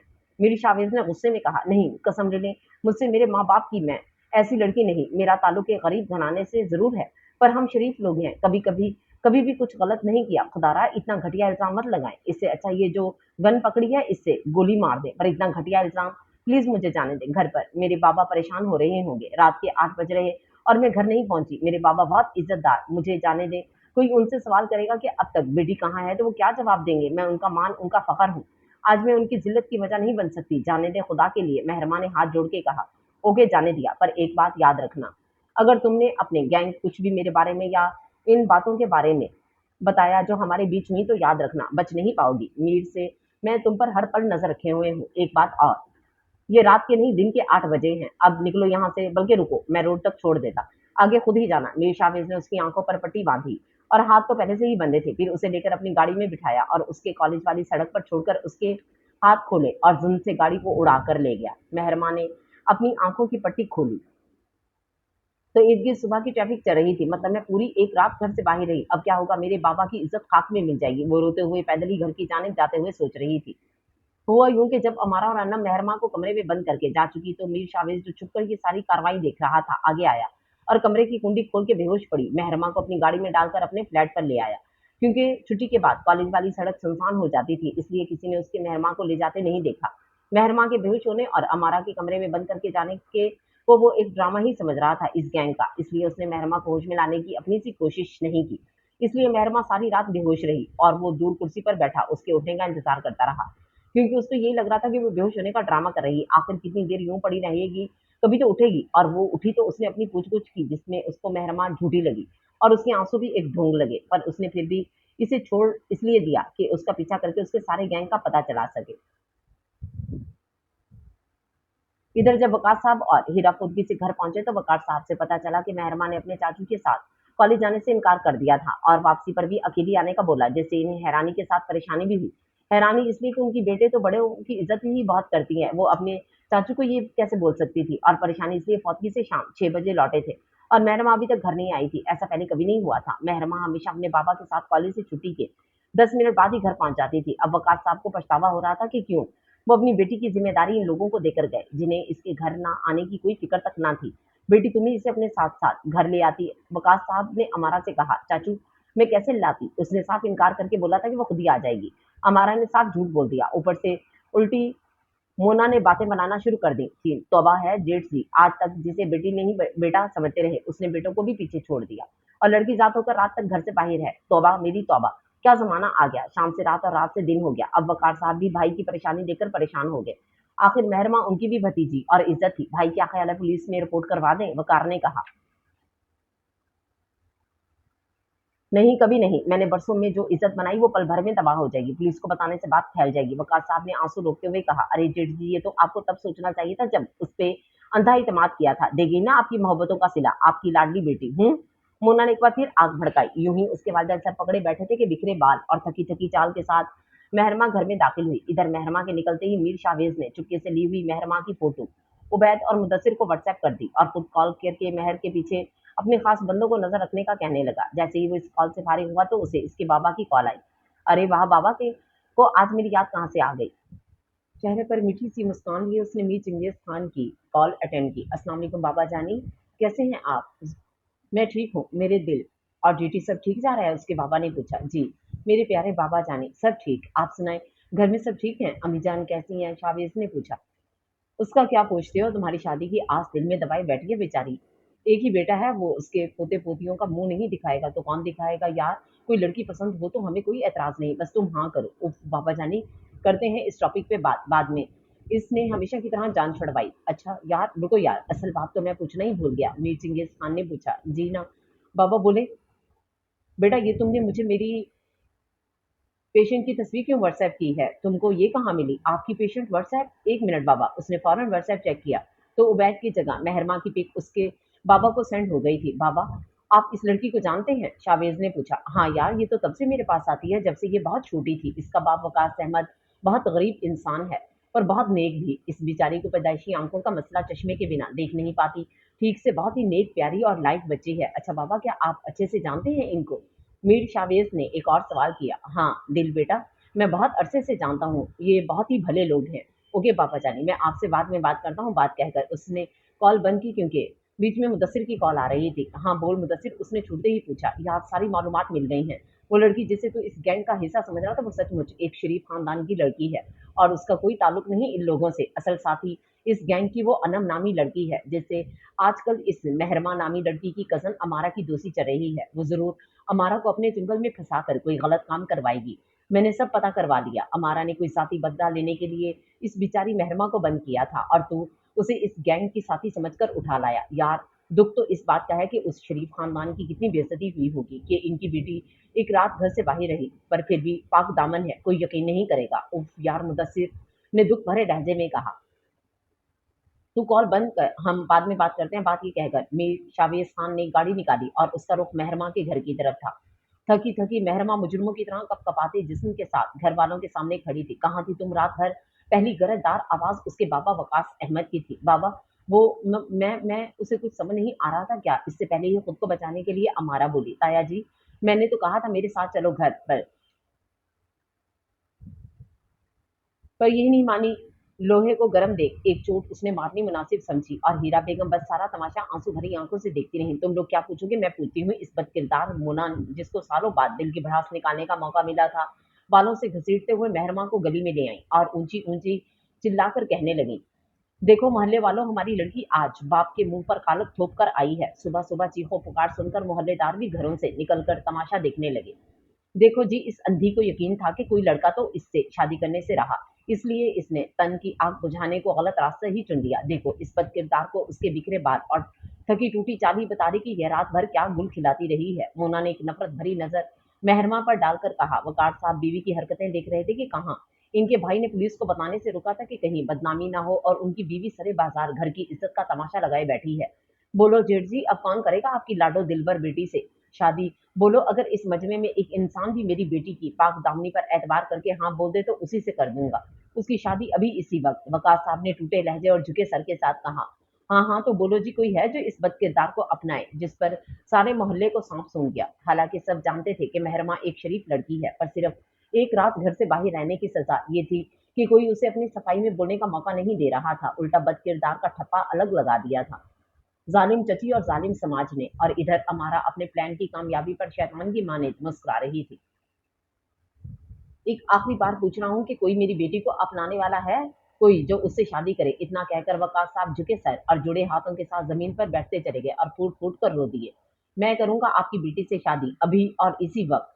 कोई मजमे को चीरता हुआ वकास साहब तक पहुंचा और उनके जुड़े हाथों को अपने हाथों में लेकर अपनी बारूद आवाज में बोला, जिस पर अमारा और उसके शैतान माँ मोना का मुंह खुले का खुला रह गया। मेहरमा जो बेचारी बिना बात के मार खा खाकर अपना चश्मा भी तुड़वा बैठी थी, उसे वो आवाज जानी पहचानी लगी जो अभी उसने सुनी थी, पर समझ नहीं पा रही थी कि कहाँ सुनी है ये आवाज। बेचारी देख तो पा नहीं रही थी उसे चश्मा टूटने की वजह से, पर आवाज पर ध्यान देने की कोशिश कर रही थी कि एक तो मोना चुड़ैल चची ने उसको इतनी जोर जोर के थप्पड़ मारे थे कि दिमाग घूमकर साए साए कर रहा था। इसी हालत में मोहल्ले की एक औरत उसका दुपट्टा ठीक करती उसे अंदर ले गई और वकार साहब की गरजदार आवाज आई, बुलाओ काजी साहब को अभी। वकार और वकार साहब निकाह ख्वाह को लेने चल दिए और बाकी बचे मोहल्ले वाले। उनके लिए तो मोना ने नया हॉट टॉपिक पैदा कर ही दिया था, मजे से चोरियां करने को, और मोहल्ले वाले चहमगोइयां करने लगे। तभी वकार साहब काजी को लेकर आ गए और निकाह शुरू हुआ। मोहल्ले की उसी औरत ने जो उसे अंदर लाई थी मेहर पर घूंघट की शक्ल में दुपट्टा ओढ़ा दिया और वापस चली गई। थोड़ी देर बाद वकास साहब छोटे भाई और काजी को लेकर अंदर आए और निकाह खान ने निकाह शुरू करवाया। बेटी, क्या तुम्हें मीर शावेज खान बल मीर चंगेज खान कबूल है? काजी ने पूछा। मीर? कौन मीर? उसका दिमाग कुछ कुछ काम कर रहा था पर समझ नहीं पा रही थी। वो मार ही इतनी पड़ी थी कि दिमाग ठीक से काम नहीं कर रहा था। और चंगेज खान नाम भी सुना हुआ है पर कहाँ, वो ये भी ना याद कर पाई। खैर, काजी को दूसरी बार पूछने पर उसने लड़कते लहजे से हाँ की और काजी उठकर दूसरे कमरे में चल दिया। वकास साहब और वकास साहब भी साथ साथ थे और मोना जो थोड़ी देर पहले मजे ले रही थी, मेहरमा और उसकी माँ बाप की इज्जत का तमाशा बनाकर अब बुत बनी सारी कार्रवाई हैरान होकर देख रही थी। और हमारा मैडम तो मुतमईन सी देख रही थी क्योंकि इसका बदला तो पूरा हो गया था। अब उसकी तरफ से मेहरमा भाड़ में जाती या किसी के निकाह में, उसे कोई फर्क नहीं पड़ता था। पर एक बार उसके मुंह से आह ज़रूर निकली थी। इतना हसीन और मर्दाना वजाहत से भरपूर शहजादों जैसा लड़का देखकर जो अब उसकी कज़न और दुश्मन चशमिश का शौहर बनने जा रहा था। पर अगले ही पल उसने ये सोचकर खुद को तसल्ली दे ली कि एक रात घर से बाहर रही और आधी अंधी लड़की को थोड़ी ना वो फूलों की सेज पर बिठाएगा, रखेगा तो जूते की नोक पर ही। शैतानी जहन की माँ की बेटी भी शैतानी जहन की थी, जो मेहरमा और उसकी वालिदैन को तकलीफ में देख कमीनी सी खुशी महसूस कर रही थी।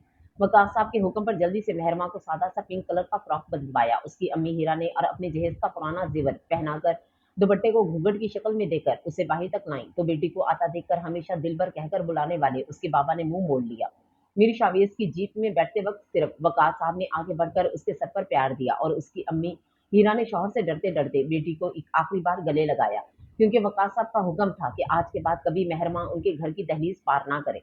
और यूं मासूम मेहरमा रोते सिसकते अपने हिटलर जैसे पिया देश सुधार गई।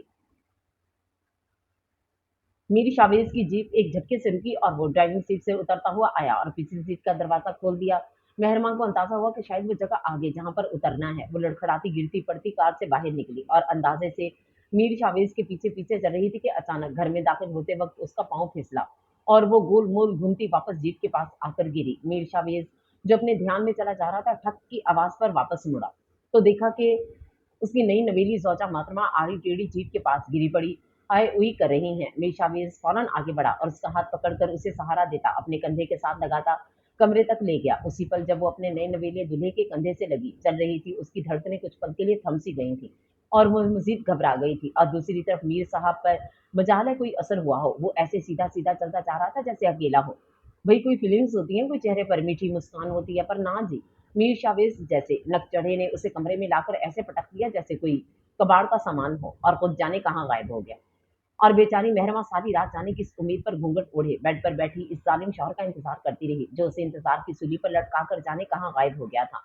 एक तो बेचारी का पूरा जिस्म बगैर किसी कसूर के मार खा खा कर बुरी तरह दुख रहा था, ऊपर से मशरक की बीवी की तरह रात भर बैठकर मिजाजी खुदा का इंतजार करते करते उसकी कमर भी जवाब दे गई थी।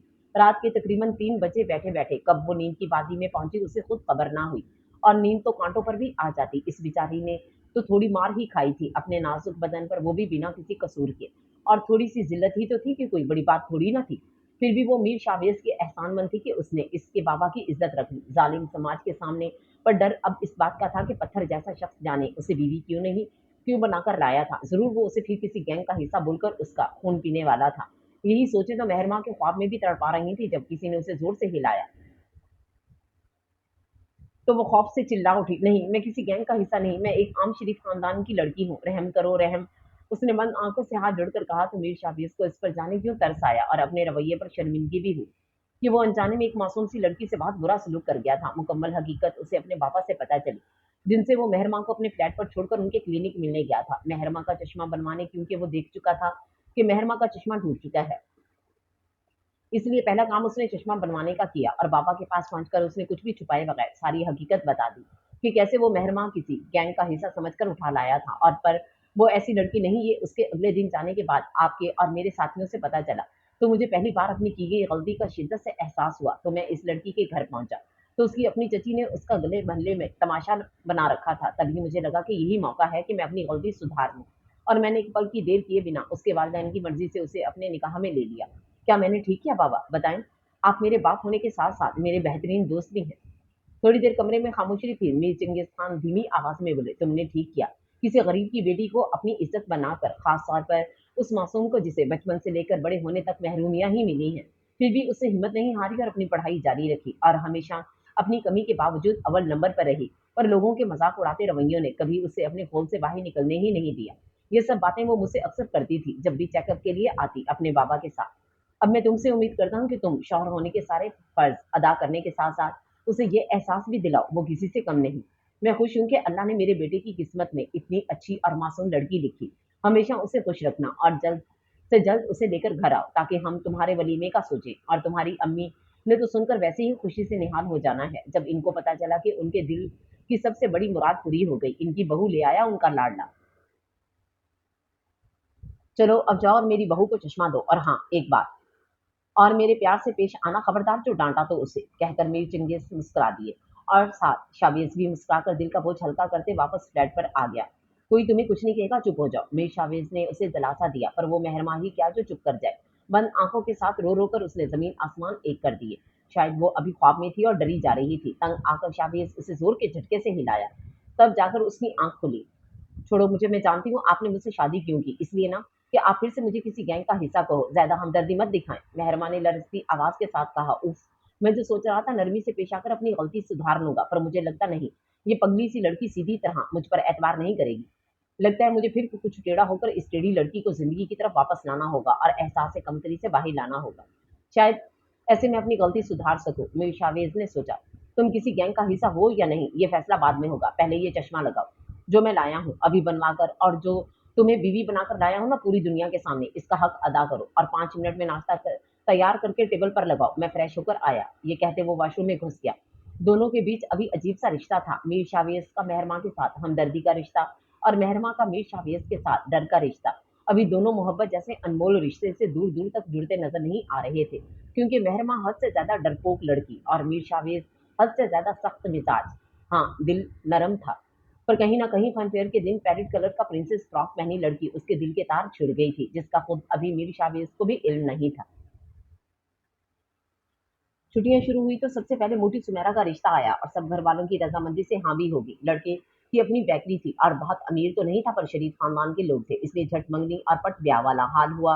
और छुट्टियों में ही मोटी शादी करवा के बैठ गई, और अपनी किसी शैताननी को बताया तक नहीं। खुशी से मोटी को दोस्तों को बताने का, ये बुलाने का भी ध्यान नहीं आया। दूसरी तरफ माविया अपनी नानी के घर लाहौर छुट्टियां गुजारने आई, तो इस साथ वाली हमसाई उस पर फिदा हो गई और उसकी नानी से रिश्ता मांग लिया। इधर मुआविया की नानी भी खुश हो गई, क्योंकि उनके हमसायों के साथ रहते हुए इनको 30 साल हो गए थे, और बहुत ही अच्छी फैमिली थी। लड़का भी प्यारा होने के साथ साथ शरीफ भी था, और थोड़ा सा शरारती भी था। मुआविया की नानी को याद था कि कैसे बचपन में वो छुपके इनके किचन से कुछ ना कुछ खाकर जाता, और पकड़े जाने पर दांत निकाल कर कहता था, आपका खाना अच्छा ही बहुत होता, मेरा क्या कसूर, मैं खुशबू सुनकर भाग आता हूँ। मुआविया की नानी ये सोचकर भी खुश थी कि आजकल की लड़कियां शौक जीवन साथी ही पसंद करती हैं। मेरी माविया भी खुश रहेगी उसके साथ। और माविया से छुटके उसकी नानी ने उसकी अम्मी और अब्बू से भी बात कर ली थी।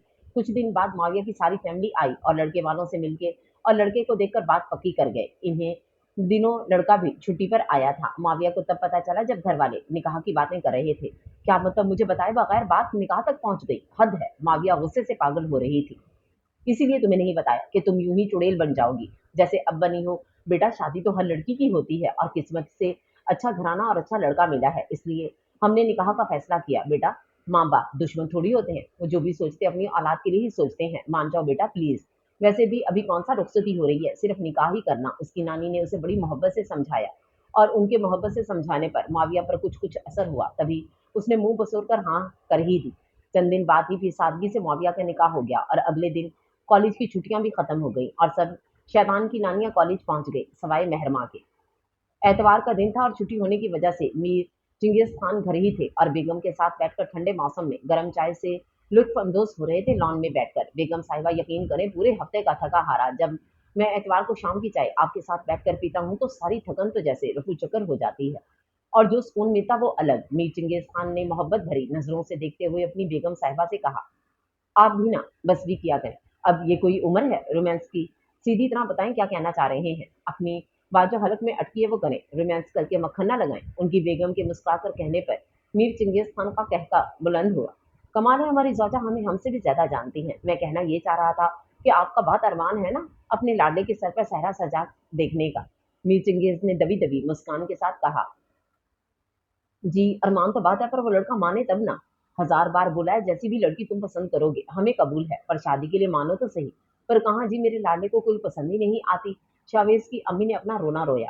फिक्र ना करें बेगम आपके इस मसले का हल कर लिया। मैं बस आप बहू को वेलकम करने की तैयारी रखें बस। मीर चंगेज ने शरारती लहजे में कहा, मतलब? उन्होंने हैरान होकर पूछा। फिर मीर चंगेज खान ने लफ्ज बा लफ्ज सब कुछ अपनी बेगम को बता दिया। बाकी सब तो एक तरफ चाहे जिस भी हालात में हुई थी उनके बेटे की शादी, उनको तो बस इस खुशी ने दीवाना कर दिया था कि उनके लाडले इकलौते बेटे की बीवी आ गई। कब लाने हैं मेरी बहू, बल्कि इसको बोले अभी लाए उसे घर। मीर शावेज की अम्मी ने चहकते हुए कहा, ओहो ब्रेक पर पाँव रखें बेगम आ जाएगा लेकर आपकी बहू। एक दो दिन सब्र कर लें, इतनी देर आप उनके इस्तकबाल और वलीमे की तैयारी करने। मीर चंगेज खान के मुस्कुराकर कहने पर वो फौरन मान गई।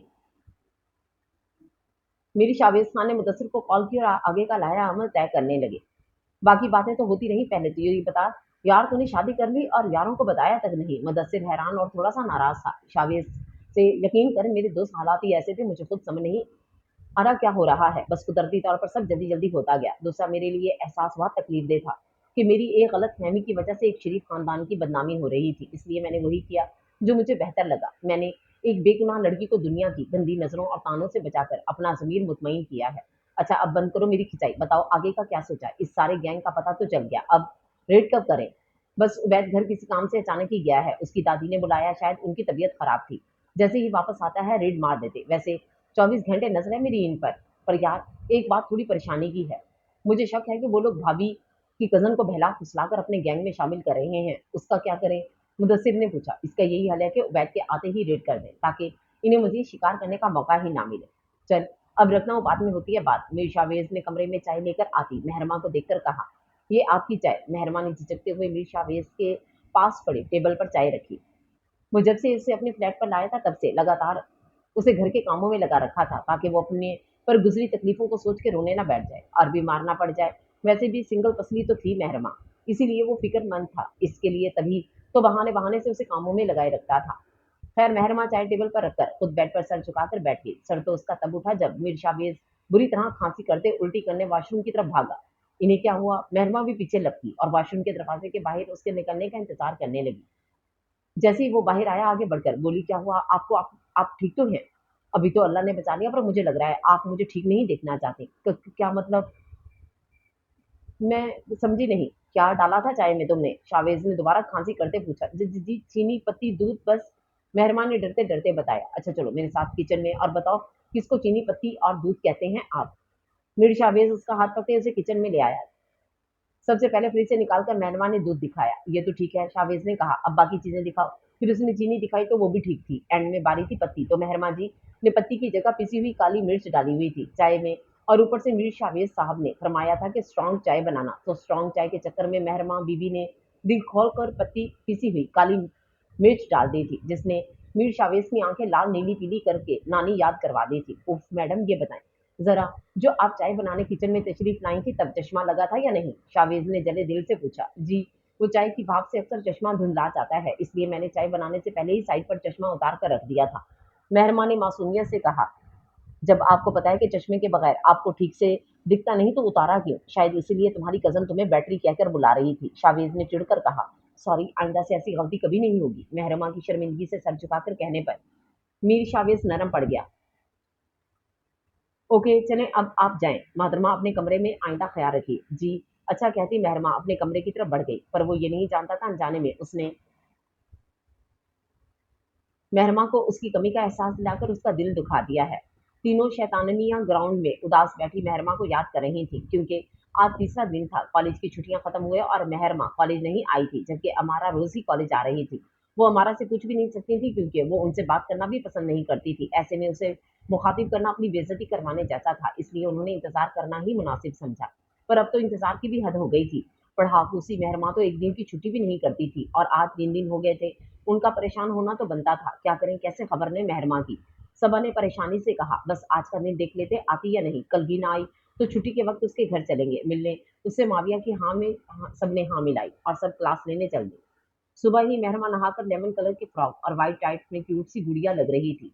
ऊपर से मीर शावेज ने नए कपड़ों के साथ साथ उसे मोटे चश्मे की जगह छोटा सा ब्लैक कलर का चश्मा ला दिया था, जो उसे बहुत जच भी रहा था। नाश्ता बनाने के बाद मेहरमा मीर शावेज के उठने का इंतजार करने लगी, जो सुबह की नमाज के बाद अभी तक सो रहा था।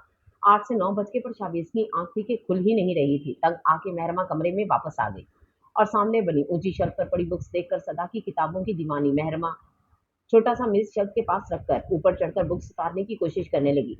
पर मेज रख के भी किताबें मेहरमा की पहुंच से दूर थी, और वो उछल उछल कर एक बुक उठाने की कोशिश करती बुरी तरह से पीछे को उलट गई, और शायद सर के साथ साथ बाजू या टांग भी तुड़वा बैठती अगर पीछे सोफे से नींद पूरी करके उठता मीर शावेज उसे गिरते देख भागकर पीछे से थाम ना लेता।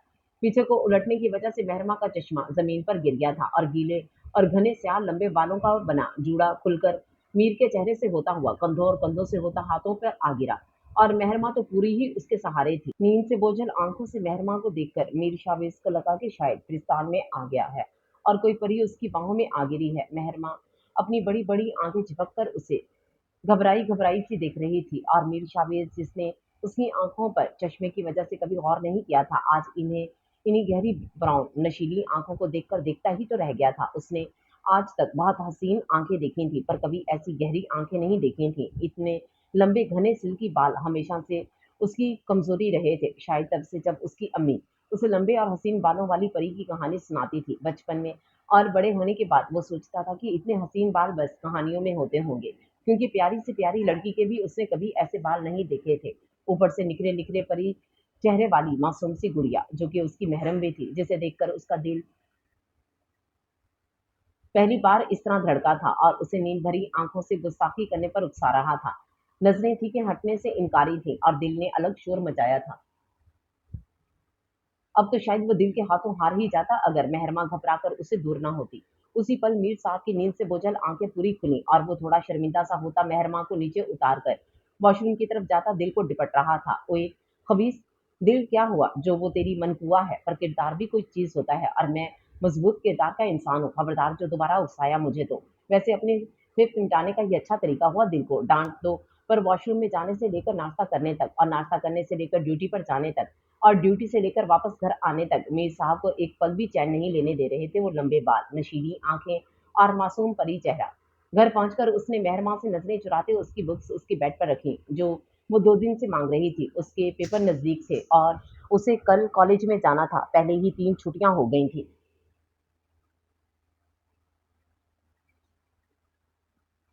कॉलेज से उसे उसका भी दुख था कि पहली बार उसने कॉलेज से इतनी छुट्टियां की। ऊपर से पेपर भी नजदीक थे। वो खाना खाकर जैसे ही सोफे पर लेटने लगा सोने के लिए, तो मेहरमा की नरम सी आवाज से उसे मुड़कर देखने पर उतना ही मजबूर कर दिया जितना वो उससे नजर बचाकर भाग रहा था। जी क्या बात है? मीर के नरमी से जवाब देने पर पहले तो मेहरमा हैरान हुई, फिर बड़े अदब से बोली, आप इतने दिन से सोफे पर सो रहे हैं, देखें मेरी वजह से आप तंग ना पड़े। आप आज बेड पर सो जाएं। मोहतरमा, मेरी ट्रेनिंग ऐसी हुई है कि मैं कांटों पर भी सो सकता हूँ। आप आराम से बेड पर सोएं, मुझे सोफे पर कोई दिक्कत नहीं। कहते वो मजे से करवट लेकर सो गया, और मेहरमा उसको देखती रह गई। आप और आपका बेटा दोनों एक जैसे, बताते क्यों नहीं कब लाएंगे मेरी बहू को घर? मीर चंगेज खान की बेगम गुस्सा हो रही थी। आज इन पर बेगम बहुत जल्द ले आएगा, आप जानती तो हैं। किसी केस में उलझा कोई वजह जरूर होगी। बस 1-2 दिन में आ जाएंगे वो लोग। बस आप इनके वलीमे की तैयारी करें, मीर चंगेज खान ने तहमुल से कहा, और क्लिनिक पर चले गए। इधर मीर शावेज की अम्मी को बहू से मिलने की इतनी जल्दी थी कि 3 दिन में ही वलीमे की सारी शॉपिंग करके बैठी थी। मेहरमा 3 छुट्टियों के बाद आज चौथे दिन कॉलेज आई, तो आते ही सबसे पहले सुनहरा मोती को सोने के जेवरात पहने देख हैरान हुई, फिर माविया के हाथ में सोने की रिंग देखकर हैरान हुई, और फिर सबा का फूला मुंह देखकर कुछ ज्यादा ही हैरान हो गई। हुआ क्या है? सब इतनी बदली बदली सी क्यों लग रही हैं? मेहरमा ने बारी बारी सबकी तरफ देखकर पूछा।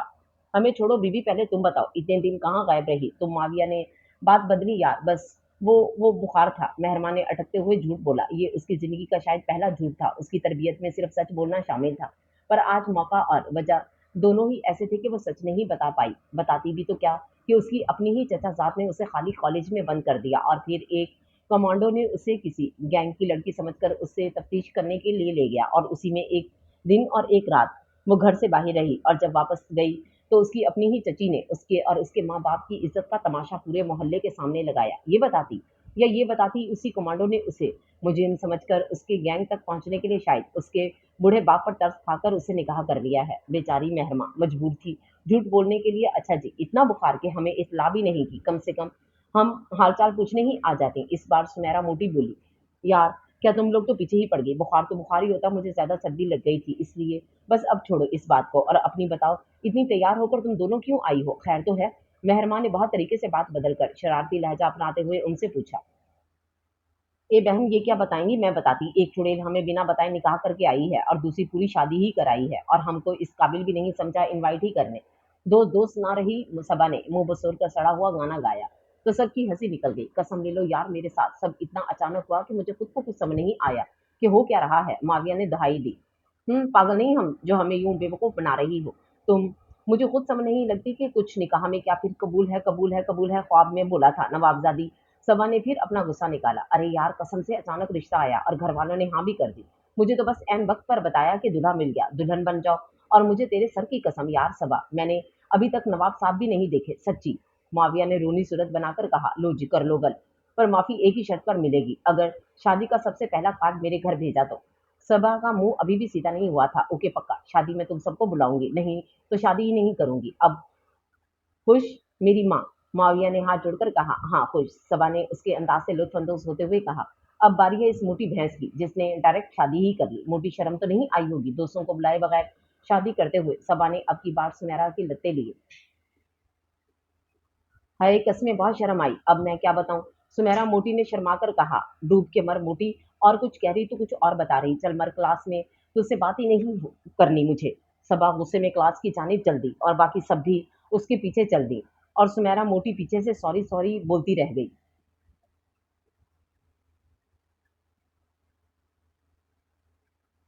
शावेज की अम्मी जोरों शोर से बेटे के वलीमे की तैयारी मुकम्मल कर रही थी कि अचानक कनाडा से आने वाली कॉल ने इनको हिलाकर रख दिया। कनाडा में इनकी इकलौती बड़ी बहन फरिया रहती थी, जो औलाद जैसी नेमत से महरूम होने के साथ साथ शौहर की 1 साल पहले होने वाली वफात से बिल्कुल अकेली पड़ गई थी। और शावेज की अम्मी के बहुत बुलाने के बावजूद भी इसलिए अब तक पाकिस्तान नहीं लौटी थी, क्योंकि इनका कहना था कनाडा में उनके मरहूम शौहर की बहुत सी यादें हैं जिन्हें छोड़ के आना मुमकिन नहीं उनके लिए फिलहाल। पर जैसे ही वो इस सदमे से बाहर निकलेंगी तो लौट आएंगी अपनी बहन के पास।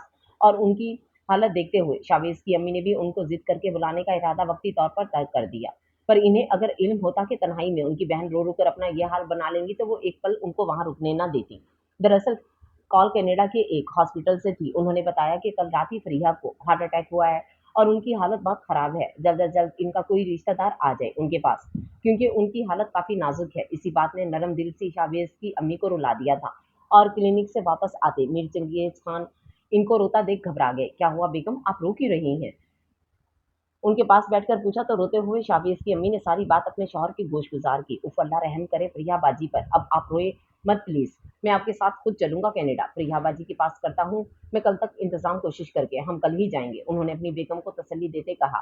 अब आप रोना बंद करें, मैं जरा दिल को कॉल करके बता दूं सारी बात, ताकि वो केस खत्म करके जल्द अज जल्द बहू को लेकर आ जाए, क्योंकि हमारे बाद तो घर खाली होगा, तब हमारी बहू खुद संभाल लेगी घर। बहुत अच्छी बच्ची है वो, कहते अपने मोबाइल पर मीर शावेज का नंबर मिलाते बाहर की जानिब चल दिए। हीरा जाए नमाज पर बैठी बेटी को याद करके रोती अल्लाह से फरियाद कर रही थी कि मौला मेरी बच्ची को खुश रखना, उसका शौहर नेक और अच्छा हो। मौला, मैं जानती हूँ मेरी मासूम बच्ची बदकिरदार नहीं हो सकती, जरूर कुछ है जो वो बताना चाह रही थी, पर किसी ने उसे बोलने का मौका दिए बगैर घर से किसी अजनबी के साथ चलता किया। पता नहीं किस हाल में होगी मेरी मासूम बच्ची। मौला, मेरी बच्ची की हिफाजत करना, हमेशा उसे जान से प्यारा और दिल भर कहकर बुलाने वाले बाप तक ने मेरी बच्ची को अपनी सफाई पेश करने का मौका दिए बगैर अपनी सदा की सख्त दिल भाभी की बातों में आकर घर से निकाल दिया। एक पल में सगा बाप भी अपनी बेरहम कैसे इतना बन गया कि मौला रोते हुए वो अपने रब से दिल की बातें करके दिल का बोझ हल्का करने के साथ साथ बेटी के अच्छे नसीब की दुआएं मांग रही थी, जो कमरे के बाहर दुकान से आते वकास साहब सुनकर तड़प ही तो गए थे। इस सोच ने इन्हें भी रुलाकर रख दिया था कि इज्जत बचाने के नाम पर उन्होंने पल भर में अपनी लाडली दिलबर को जाने किसके साथ रुखसत कर दिया था। कहीं मैंने इज्जत बचाते बचाते अपनी अल्लाह मियाँ की गाय जैसी सीधी सादी बेटी के साथ कोई जुल्म तो नहीं कर दिया। एक पल के लिए वकास साहब को अपना दिल बंद होता महसूस हुआ, पर अगले ही लम्हे एक दिन और एक रात मीर माह का घर से रहना याद आया तो वो फिर सख्त दिल इज्जत के नाम पर मर मिटने वाले बाप बन गए। पर जमीर की अदालत में फिर भी वो कहीं ना कहीं मुजरिम बने खड़े थे और वो खुद अपने अंदर होती तकरार से बेचैन थे। सुबह जाते हुए घर से मीर शावेज नहरमा को अपनी फेवरेट शर्ट प्रेस करने का बोलकर गया था, क्योंकि शाम में उसे अपने सीनियर के साथ मीटिंग के लिए जाना था इसी केस के बारे में, क्योंकि अब सारी मालूमात मिल चुकी थी और बस अब रेड करना बाकी थी। इसी की इजाजत लेने वो शाम को जा रहा था बॉस से। बात सुनो मिस किशमिश, वो मेहरमा के करीब आके बोला। जी बोले। मेहरमा ने नरमी से कहकर सर झुका लिया। ये मेरी फेवरेट शर्ट है, इसको शाम तक अच्छे से प्रेस करके रखना, और हाँ इस बार ध्यान से काम करना, वो तेजी से कहते बाहर को लपका और मेहरमा सर झुकाकर रह गई। शाम तक वो घर के सारे काम करके फारिग हुई तो उसे याद आया कि मीर शावेज की शर्ट प्रेस करने का याद आया तो दूध की देगची के नीचे आंच हल्की करते वो बाहर आई और शर्ट प्रेस करने लगी। जब शर्ट के पिछले हिस्से की बारी आई तो उसे लगा कि किचन में दूध उबल रहा है। तभी वो भागती हुई किचन में पहुंची तो दूध उबलकर बाहर गिर रहा था। देगची से बाहर उफ, सारा चूल्हा गंदा हो गया और दूध भी आधा गिर चुका था। इधर वो दूध का अफसोस करते ये भूल गई कि बाहर शर्ट पर इस्त्री रखाई है। जब कुछ जलने की स्मेल आई तो उसे महसूस हुआ तो किचन से बाहर निकलकर देखा तो उसके पैरों तले से जान निकल गई, क्योंकि शर्ट के पिछले हिस्से पर पड़ी स्त्री ने कपड़ा ही जला दिया था।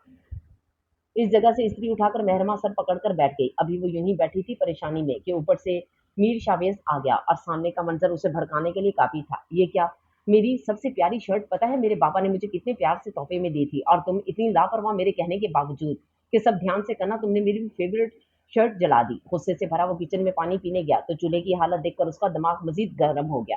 अब ये क्या क्या तुमने, बहुत लड़की, मुझे लगा था नजर ही कमजोर है, पर अब पता चला निकम्मी भी हो तुम। कुछ काम वाम भी आता है या बस नुकसान करने आई हो दुनिया में। वो गुस्से में दूसरी शर्ट पहनकर ही मीटिंग में चला गया और मेहरमा आंसू बहाकर रह गई, क्योंकि वो मीर शावेज के लिए दिन रात काम करके उसे राजी करने की हर मुमकिन कोशिश कर रही थी कि एक मशरकी बीवी की तरह, क्योंकि अब दिल से वो उसे अपना शौहर मान चुकी थी। उसने सोच लिया था कि अल्लाह ने अगर उसे इसका रिश्ता जोड़ा है तो उसमें भी बेहतरी ही होगी, और इन्हीं कामों में बेचारी ठीक से अपने पेपर की तैयारी भी नहीं कर पा रही थी। फिर भी वो शावेज को खुश करने की बजाय हर बार डांट खा के बैठ जाती थी, और इस बार भी शावेज उसके जज्बात का ख्याल किए बिना उसका दिल बड़े आराम से तोड़ गया था, ये सोचे बिना कि वो नाजुक सी लड़की उसके लिए कितनी भाग दौड़ करती और सिला हमेशा डांट की सूरत में ही मिलता। आज पहला पेपर था और शुरू पेपर होने में अभी आधा घंटा बाकी था। मेहरमा तीनों शैतानियों के साथ ग्राउंड में बैठी थी जब अमारा अनम से खुसर फुसर करती उनके करीब से गुजरी। तभी माविया की नजर उस पर पड़ी जिसके हाथ में कोई किताब तक ना थी, और ये बात माविया को हैरान करने के लिए काफी थी। उसने अमारा के साथ स्कूल के वक्त से ली कॉलेज तक का वक्त गुजारा था। वो जानती थी अमारा पढ़ाई में कितनी ही निकम्मी क्यों ना थी, पर पेपर्स के दिनों में बुक्स में मुंह देकर बैठी होती थी। पर आज उसे वही अमारा अजीब सी लगी, और अनम जैसी अजीब सी लड़की के साथ उसका चिपका रहना भी माविया को पसंद नहीं था। पर चाहते हुए भी वो अमारा को कुछ ना कह पाई, क्योंकि अमारा ने इनको पल भर में बचपन की दोस्त को पल भर में पराया करके उसका दिल ही तोड़ दिया था। ये सब बातें सोच के उसने अपना ध्यान पढ़ाई की तरफ लगाना चाहा, पर जाने क्यों आज वो अमारा से ध्यान हटा नहीं पा रही थी। जाने क्यों उसे अमारा हद से ज्यादा अजीब लगी थी। आज ये वो अमारा तो नहीं थी जिसके साथ उसने बचपन गुजारा था। जाने किस जज्बे से मजबूर होकर माविया उठी और वॉशरूम का बहाना बनाकर उसी तरफ चोरी छुपे चल पड़ी जिधर अभी अमारा और अनम गई थी। वो ऐसा ऐसा कदम उठाते उन तक पहुंची और दीवार की ओर से छुपकर उनको देखने की कोशिश करने लगी। ये कॉलेज का पिछला हिस्सा था और बहुत ही सुनसान सी जगह थी। यहाँ जल्दी कोई लड़की नहीं आती थी, क्योंकि ये जगह भूतिया मशहूर थी। माविया ने दीवार के पीछे छुप के जैसे ही सामने का मंजर देखा, उसे शदीद सदमे का झटका लगा, क्योंकि सामने अनम सिगरेट पे सिगरेट भर के अमारा को दे रही थी और अमारा दुनिया जहां से गाफिल झूमती हुई सिगरेट पी रही थी। माविया कांपते जिस्म से वापस भागी और आकर ग्राउंड में बैठ गई, और बाकी शैतानियों के लाख पूछने पर भी कुछ नहीं बोली कि कांप क्यों रही है। कैसे बताती कि वो क्या दिखाई है जो उसने कभी सोचा भी नहीं था। इसी बहस में पेपर का वक्त हो गया और सब पेपर देने चल दी। पेपर देने के दौरान भी माविया का जहन अमारा में ही अटका रहा, जो हॉल में कहीं नजर नहीं आ रही थी। परेशानी की इंतहा पर पहुंचकर माविया ने फैसला कर लिया कि वो पेपर के खत्म होते ही सब कुछ अपनी फ्रेंड्स को बता देगी, ताकि मिलकर वो अमारा को इस दलदल से निकालने का हल सोचे। और उसने ऐसा ही किया। जब बाकी सबको अमारा की हालत के बारे में पता चला तो सबके पैरों के नीचे से जमीन निकल गई। फिर इन सब ने मिलकर फैसला किया कि वो पल पल अमारा पर नजर रखेंगी। फिर यही हुआ। छुट्टी के वक्त अनम और अमारा एक साथ कॉलेज से निकली तो वो चारों भी चोरी छुपे उनका पीछा करने लगी। अनम और अमारा कॉलेज से थोड़ा दूर गई तो अनम खुद एक अलग कार में बैठ गई और लड़खड़ाती हालत में अमारा को किसी लड़के के साथ दूसरी कार में सवार कर दिया। रिक्शा पकड़ के वो चारों भी उसके पीछे लग गईं तो देखा कि एक सुनसान जगह पर जाकर गाड़ी रुकी और सूखी सी झाड़ियों के पीछे वो लड़का नशे में धुत अमारा को खींचता हुआ ले गया।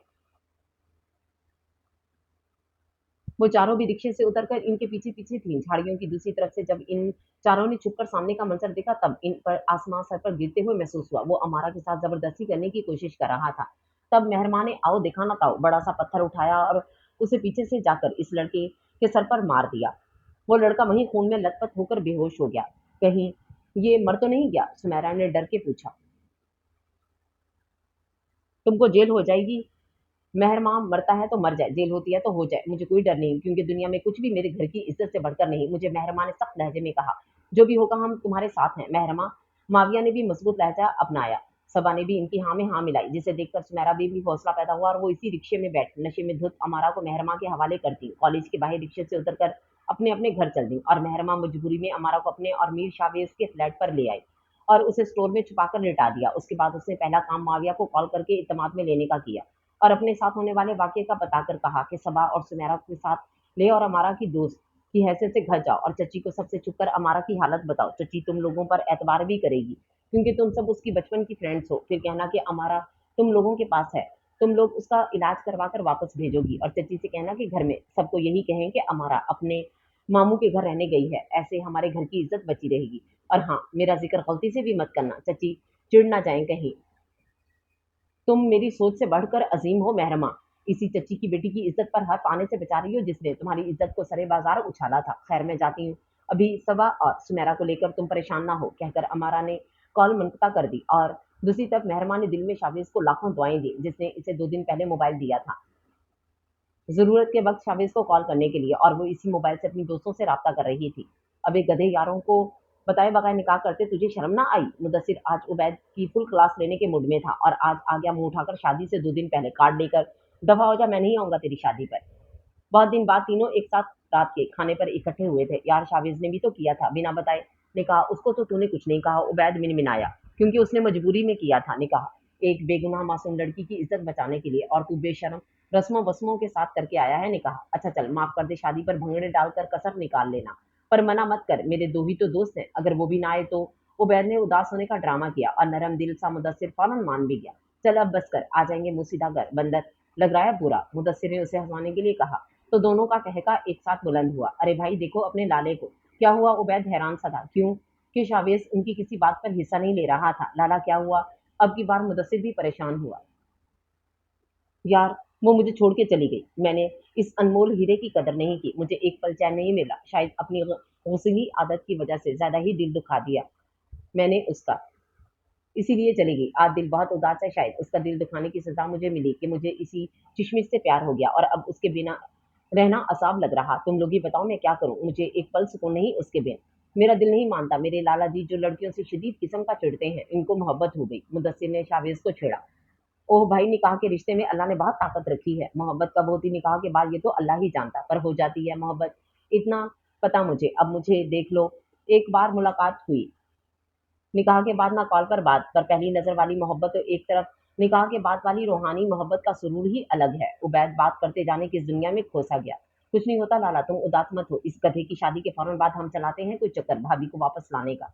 मुदस्सिर ने मीर शावेज को तसल्ली दी। इधर शावेज और मेहरमा दोनों ये समझ रहे थे कि अब वो दोनों एक दूसरे से जुदा हो गए, पर इनको ये नहीं पता था कि इनके घर वाले उनके लिए सरप्राइज वलीमा तैयार किए बैठे हैं। आज माविया की बारात थी। उसकी शैतानियां उसे बार बार छेड़ने से बात नहीं आ रही थी और दबंगसी माविया भी आज चीमी बनी उनकी हर बात पर शर्मा रही थी। थोड़ी देर बाद हॉल में बारात आ गई का शोर मच गया। माविया तो पहले से पार्लर से तैयार होकर आ चुकी थी। सभी शैतानियां बारात का इस्तेमाल करने बाहर भागी। बस अमारा और मेहरमा ही माविया के पास बैठी थी। सभी के हाथों में फूलों से भरी थालियां थी। दूल्हा को देखते ही सबने फूल फेंकने शुरू कर दिए। ढेर सारी रस्मों के बाद दूल्हे को हॉल के अंदर आने दिया। लड़कियों ने खाना खाने के बाद मीर शावेज हाथ धोने वॉशरूम की तरफ गया तो लंबे खुले बालों वाली लड़की पहले ही वहां हाथ धो रही थी। क्योंकि शावेज की तरफ उसकी बैक साइड चेहरा नहीं, इसलिए उसने गौर नहीं किया, पर जाने क्यों वो लंबे बाल उसको जाने पहचाने लगे। खैर, लड़की जब हाथ पीछे मुड़ी तो शावेज के साथ सामने खड़ी मेहरमा की भी सांस रुक गई। दोनों जाने कितनी देर खामोशी की जुबान में दिल का दर्द सुनाते रहे एक दूसरे को। फिर जैसे ही मेहरमा उसकी नजरों के हिसाब से घबरा कर निकलने लगी तो पीछे से मीर शावेज खान की आवाज आई, सुनो, जा ओम ता सारा मीना कोम। अब इस पगली को क्या पता पश्तो का खेल में जो डायलॉग उसने मीर शावेज से टकरा कर मारा था वो तो उसने फेसबुक से देखा था और शावेज समझ बैठा कि उसको सारी पश्तो आती है। वो तो बेचारी पंजाबी थी, पश्तो नहीं आती थी उसको। और मेहरमा जी डर गई कि कहीं पश्तो में डांट तो नहीं पड़ रही और डरकर शावेज से कहकर भाग गई, अच्छा सॉरी, अब नहीं दिखाती अपनी शक्ल, वो तो गलती से टकरा गई थी। और मीर उसकी एक और मूंगी पर सर पकड़कर बैठ गया। खैर रुखसती का वक्त आया तो सब सहेलियां पहली बार एक दूजे के गले लगकर खूब रोती हुई। मेहरमा को देखकर शावेज का बस नहीं चल रहा था कि आगे बढ़कर उसके आंसू पहुंच ले और इधर कोई रोती हुई अमारा को दिल दे बैठा था जिसकी खबर किसी को भी ना थी। रुखसती होकर माविया अपने सजे सजाए कमरे में बैठ थोड़ी देर बाद उससे दूल्हा भी आकर उसके पहलू में बैठ गया और धीरे से बोला, मैं भी तेरा बन गया वहां हीरिए। जिस पर घूंघट हटाकर माविया ने हैरान होकर सामने वाले को देखा जो उसके सामने बैठा शरारत से मुस्कुरा रहा था। क्या हुआ, इतना गौर से क्या देख रही हो, नजर लगाओगी क्या? उबैद को फिर शरारत सूझी। इसकी बात पर शर्मिंदा होती माविया ने फौरन सर झुका लिया और उसे अब समझ आया कि खेल में जिससे टकराकर वो अंजुमन वाला डायलॉग मार आई थी वो उबैद ही था। मीर शावेज उदास बैठा था जब उसके पापा की कॉल आई कि घर आओ, कुछ जरूरी काम है। तभी वो फ्लैट से निकलकर घर पहुंचा तो अपने घर को दुल्हन की तरह सजा देख हैरान रह गया। खैर सर झटक कर जैसे ही वो अंदर दाखिल हुआ तो उसकी अम्मी उसके लिए बहुत प्यारा ब्लैक कलर का कुर्ता लिए खड़ी थी, पकड़ो इसे और जल्दी से तैयार हो जाओ। वो कुछ जल्दी से में नजर आ रही थी, पर जाना कहाँ? शावेज ने उलझकर सवाल किया, वो तुमको पहुंचकर बताऊंगी, अभी 5 मिनट में तुम मुझे तैयार मिलो, जाओ अपने कमरे में, वो तहकम भरे लहजे में बोली। तो शावेज को बात मानना पड़ी। इधर 2 दिन पहले हमारा अपने फेशियल करवाने के बहाने मेहरमा को भी खींच कर पार्लर ले गई थी और उसका भी जबरदस्ती फेशियल और मैनी पेडी करवा आई थी। हालांकि मेहरमा की दूधिया शफाफ रंगत को इन सब की जरूरत नहीं थी, फिर भी अमारा अपने दिल के सारे अरमान पूरे करना चाहती थी कजन की शादी करके। ये कहकर 2 दिन बाद उसकी किसी खास जानने वाले का वलीमा है, वहां तुम भी चलोगी। और मेहरमा के लाख लाख ना ना करने के बावजूद उसकी एक दिन पहले बहुत प्यारी सी मेहंदी भी लगा दी थी और अगले दिन उसे जबरदस्ती बहुत ही प्यारा लाइट पिंक कलर का प्रिंसेस फ्रॉक भी पहना दिया था। मेहरमा ने आज से पहले इतना हसीन और महंगा प्रिंसेस फ्रॉक नहीं देखा था। यार, किसका वलीमा है जिसमें तुम मुझे इतना तैयार करके ले जा रही हो? और ये प्रिंसेस फ्रॉक बहुत महंगी लग रही, इतने पैसे कहाँ से आए तुम्हारे पास? मेहरमा हैरान होती सवाल पर सवाल कर रही थी जबकि अमारा उसकी बातों को इग्नोर करके बस अच्छा सा तैयार करने में मसरूफ थी। एंड में नाजुक सा हील वाला जूता पहनाकर वो उसे तकरीबन खींचते हुए बाहर तक लाई जहाँ पहले से सारी फैमिली उनका इंतजार कर रही थी। तभी उसे कार में बिठाकर अमारा खुद भी उसके साथ चिपक कर बैठ गई। कोई मुझे बताएगा कि हम कहाँ जा रहे हैं? इस बार उलझने की बारी मेहरमा की थी। बेटा, आप इतनी परेशान क्यों हो रही हैं? बस किसी खास के वलीमे की तकरीब में जा रहे हैं, रिलैक्स दिलबर बेटा, उसके अबू वकास साहब ने कहा था। इधर तैयार होकर गाड़ियों में बैठते ही शावेज ने भी यही सवाल किया तो उसके बाबा ने भी वही जवाब दिया, किसी अपने के वलीमे की तकरीब में जा रहे हैं, रिलैक्स दिल बेटा। दोनों गाड़ियां एक साथ एक दूसरे के आमने सामने मैरिज हॉल के आगे रुकी। तभी दोनों एक साथ बाहर निकले और अभी वो एक दूसरे को देखकर ठीक से हैरान भी नहीं हुए थे कि इन पर फूल की बारिश बरसने लगी। इधर उधर छुपे मुदस्सिर और उबैद निकले और इधर माविया, सुमेरा और सबा सब ने मिलकर दूल्हा दुल्हन को एक साथ खड़ा किया और मूवी बनने लगी। अभी ये क्या? मीर शावेज ने घुर्री डालकर मुदस्सिर से पूछा, तेरे वलीमे की तकरीब और क्या? उसने दाई आंख दबाकर कहा तो शावेज भी खिल उठा। दूसरी तरफ मेहरमा ने भी अपनी शैतानियों से यही सवाल किया तो उन्होंने भी यही जवाब दिया। तब मेहरमा मजीद उदास हो गई क्योंकि उसे लगता था कि शावेज उससे नफरत करता है। वलीमे की रस्म हुई तो शावेज और मेहरमा की फ्रेंड्स के खूब हल्ला गुल्ला किया और फिर जब मेहरमा हॉल से अपने घर लौटने लगी तो उसकी सास ने रोक दिया और कहा कि इतने दिन अपने मैके ही रहकर आई है मेरी बहू, अब हमारे साथ भेज दे। वैसे भी कल इन दोनों को इनके बाबा कल नारायण पागान भेज रहे हनीमून के लिए। वकास साहब और हीरा भला क्या एतराज हो सकता था जब उनकी बेटी को इतने प्यार करने वाले लोग मिल रहे थे। सो उन्होंने भी इजाजत दे दी। रुखसत होते हुए अमारा की आंखें भर आईं तो कोई बहुत करीब आकर बोला, आप रोती हुई अच्छी नहीं लगती, प्लीज मुस्कुराइए ना। अमारा ने गर्दन घुमाकर देखा तो हैंडसम सा मुदस्सिर उसे ही देख रहा था। तभी शर्माया शायद घबराकर अमारा ने नजर झुका ली। खूब धूमधाम से बेगम चंगेज खान बहू को घर लाई और ढेर सारी रस्में की। फिर बहुत खूबसूरती से सजाए गए शावेज के कमरे में बिठाकर चली गई जो कि बस 2 घंटे के अंदर अंदर सजवाया गया था। मुदस्सिर और उबैद ने गुलाब के फूलों से सजे कमरे को देख मेहरमा के जज्बात दिल चीर कर बाहर आने को थे जब उसने दिल को टिपट कर खामोश करवाया और कहा, चुप कर ए दिल, वो तुझे नहीं चाहता जिसके लिए तू मचला जा रहा है। वो यूं ही उदास सी बैठी थी कि दरवाजा खुलने की आवाज ने उसे सोचों के दायरे से बाहर खींचकर सीधा होकर बैठने पर मजबूर कर दिया। मीर शावेज धीरे धीरे चलता उसके पास आकर बैठ गया। उफ, ये प्रिंसेस फ्रॉक में बैठी प्रिंसेस कहीं जान ही ना ले मेरी, इसने दिल में सोचा। इससे पहले कि वो कोई बात करता महरमा बोल पड़ी। मैं जानती हूँ आप दोबारा मेरी शक्ल नहीं देखना चाहते थे। जरूर आपके घर वालों को मेरे घर वालों ने मजबूर किया होगा और फिर आपको आपके घर वालों ने मजबूर किया होगा। पर आप फिक्र न करें, मैं जल्द अज जल्द कुछ करके सबको समझा दूंगी कि हमारा कोई जोड़ नहीं बनता। इसलिए आपने मुझे माविया की शादी में पश्तों में डांटा था, क्योंकि मैं फिर अपनी बुरी सी शक्ल लेकर आपके सामने आई थी। मेरी मैं खामियों वाली, आप खूबियों के सरदार। वादा करती हूँ आपकी जिंदगी बर्बाद नहीं होने दूंगी, बल्कि सुबह ही सबसे बात करके चली जाऊंगी हमेशा के लिए आपकी जिंदगी से। वो रवानी से आ जाने क्या क्या बोलती जाती अगर मीर शावेज उसे डांट कर चुप ना करवाता। चुप बेवकूफ लड़की, तुम्हें किसने कहा कि मैंने पश्तों में डांटा था? अगर पश्तों नहीं आती तो उस दिन कॉलेज में आंखों पर पट्टी बांधकर पश्तों में जो कहकर गई वो क्या था? ओह, तो मैं आपसे टकराई थी? मेहरमा की मासूमियत से पूछने पर शावेज का सारा गुस्सा उड़नछू हो गया। सच्ची मुझे इसका मतलब नहीं पता, फेसबुक पर पढ़ा वही बोल दिया, मुझे तो पश्तो आती भी नहीं। कसम से मेहरमा रो देने को थी।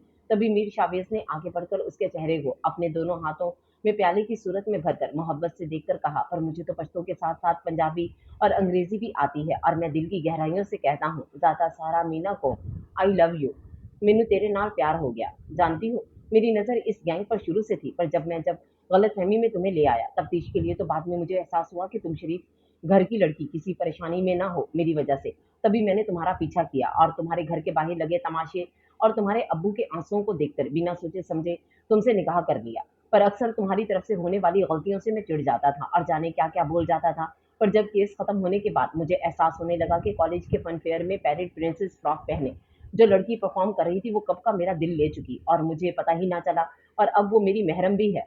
तो मैं जैसे इस दिन उड़कर फ्लैट पर पहुंचा, पर तुम नहीं थी वहां, और वो चिट जिस पर तुम लिखाई थी कि मेहरबानियों का शुक्रिया, तब मुझे लगा कि तुमको मैंने हमेशा हमेशा के लिए खो दिया। तुम्हारी कसम, मैंने वो दिन बड़ी तकलीफ में गुजारे, तुम्हारी याद बहुत तड़पाती रही। आज अगर तुम मुझे लाख दुआओं के बाद मिल ही गई हो तो ये सब कहकर मेरा दिल ना तोड़ो प्लीज। मैं अपने तमाम बुरे रवैयों की माफी मांगकर तुमसे तुम्हारा साथ मांगता हूँ। क्या निभाओगी उम्र भर मेरा साथ? शावेज के पूछने पर बिला इरादा ही मेहरमा की गर्दन हाँ में हिल गई थी। साथ ही कुछ और याद आने पर बोली, पर मेरी आंखें। तभी मीर शावेज ने उसका चश्मा उतार कर उसकी आंखों पर अपने लब रख दिए। ये झील सी गहरी आंखें चश्मे समेत मुझे अपनी गहराइयों में कब का डुबो चुकी हैं। मेरी चश्मे, सुनो ना, तुम्हारे अब्बू तुमको दिलबर कहते हैं ना, और मेरे बाबा मुझे दिल कहते हैं, तो आज चुन लिया दिल ने दिलबर। उसने मेहरमा की छोटी सी नाक को दबाकर कहा। तो मेहरमा शर्मा कर रुख मोड़ गई।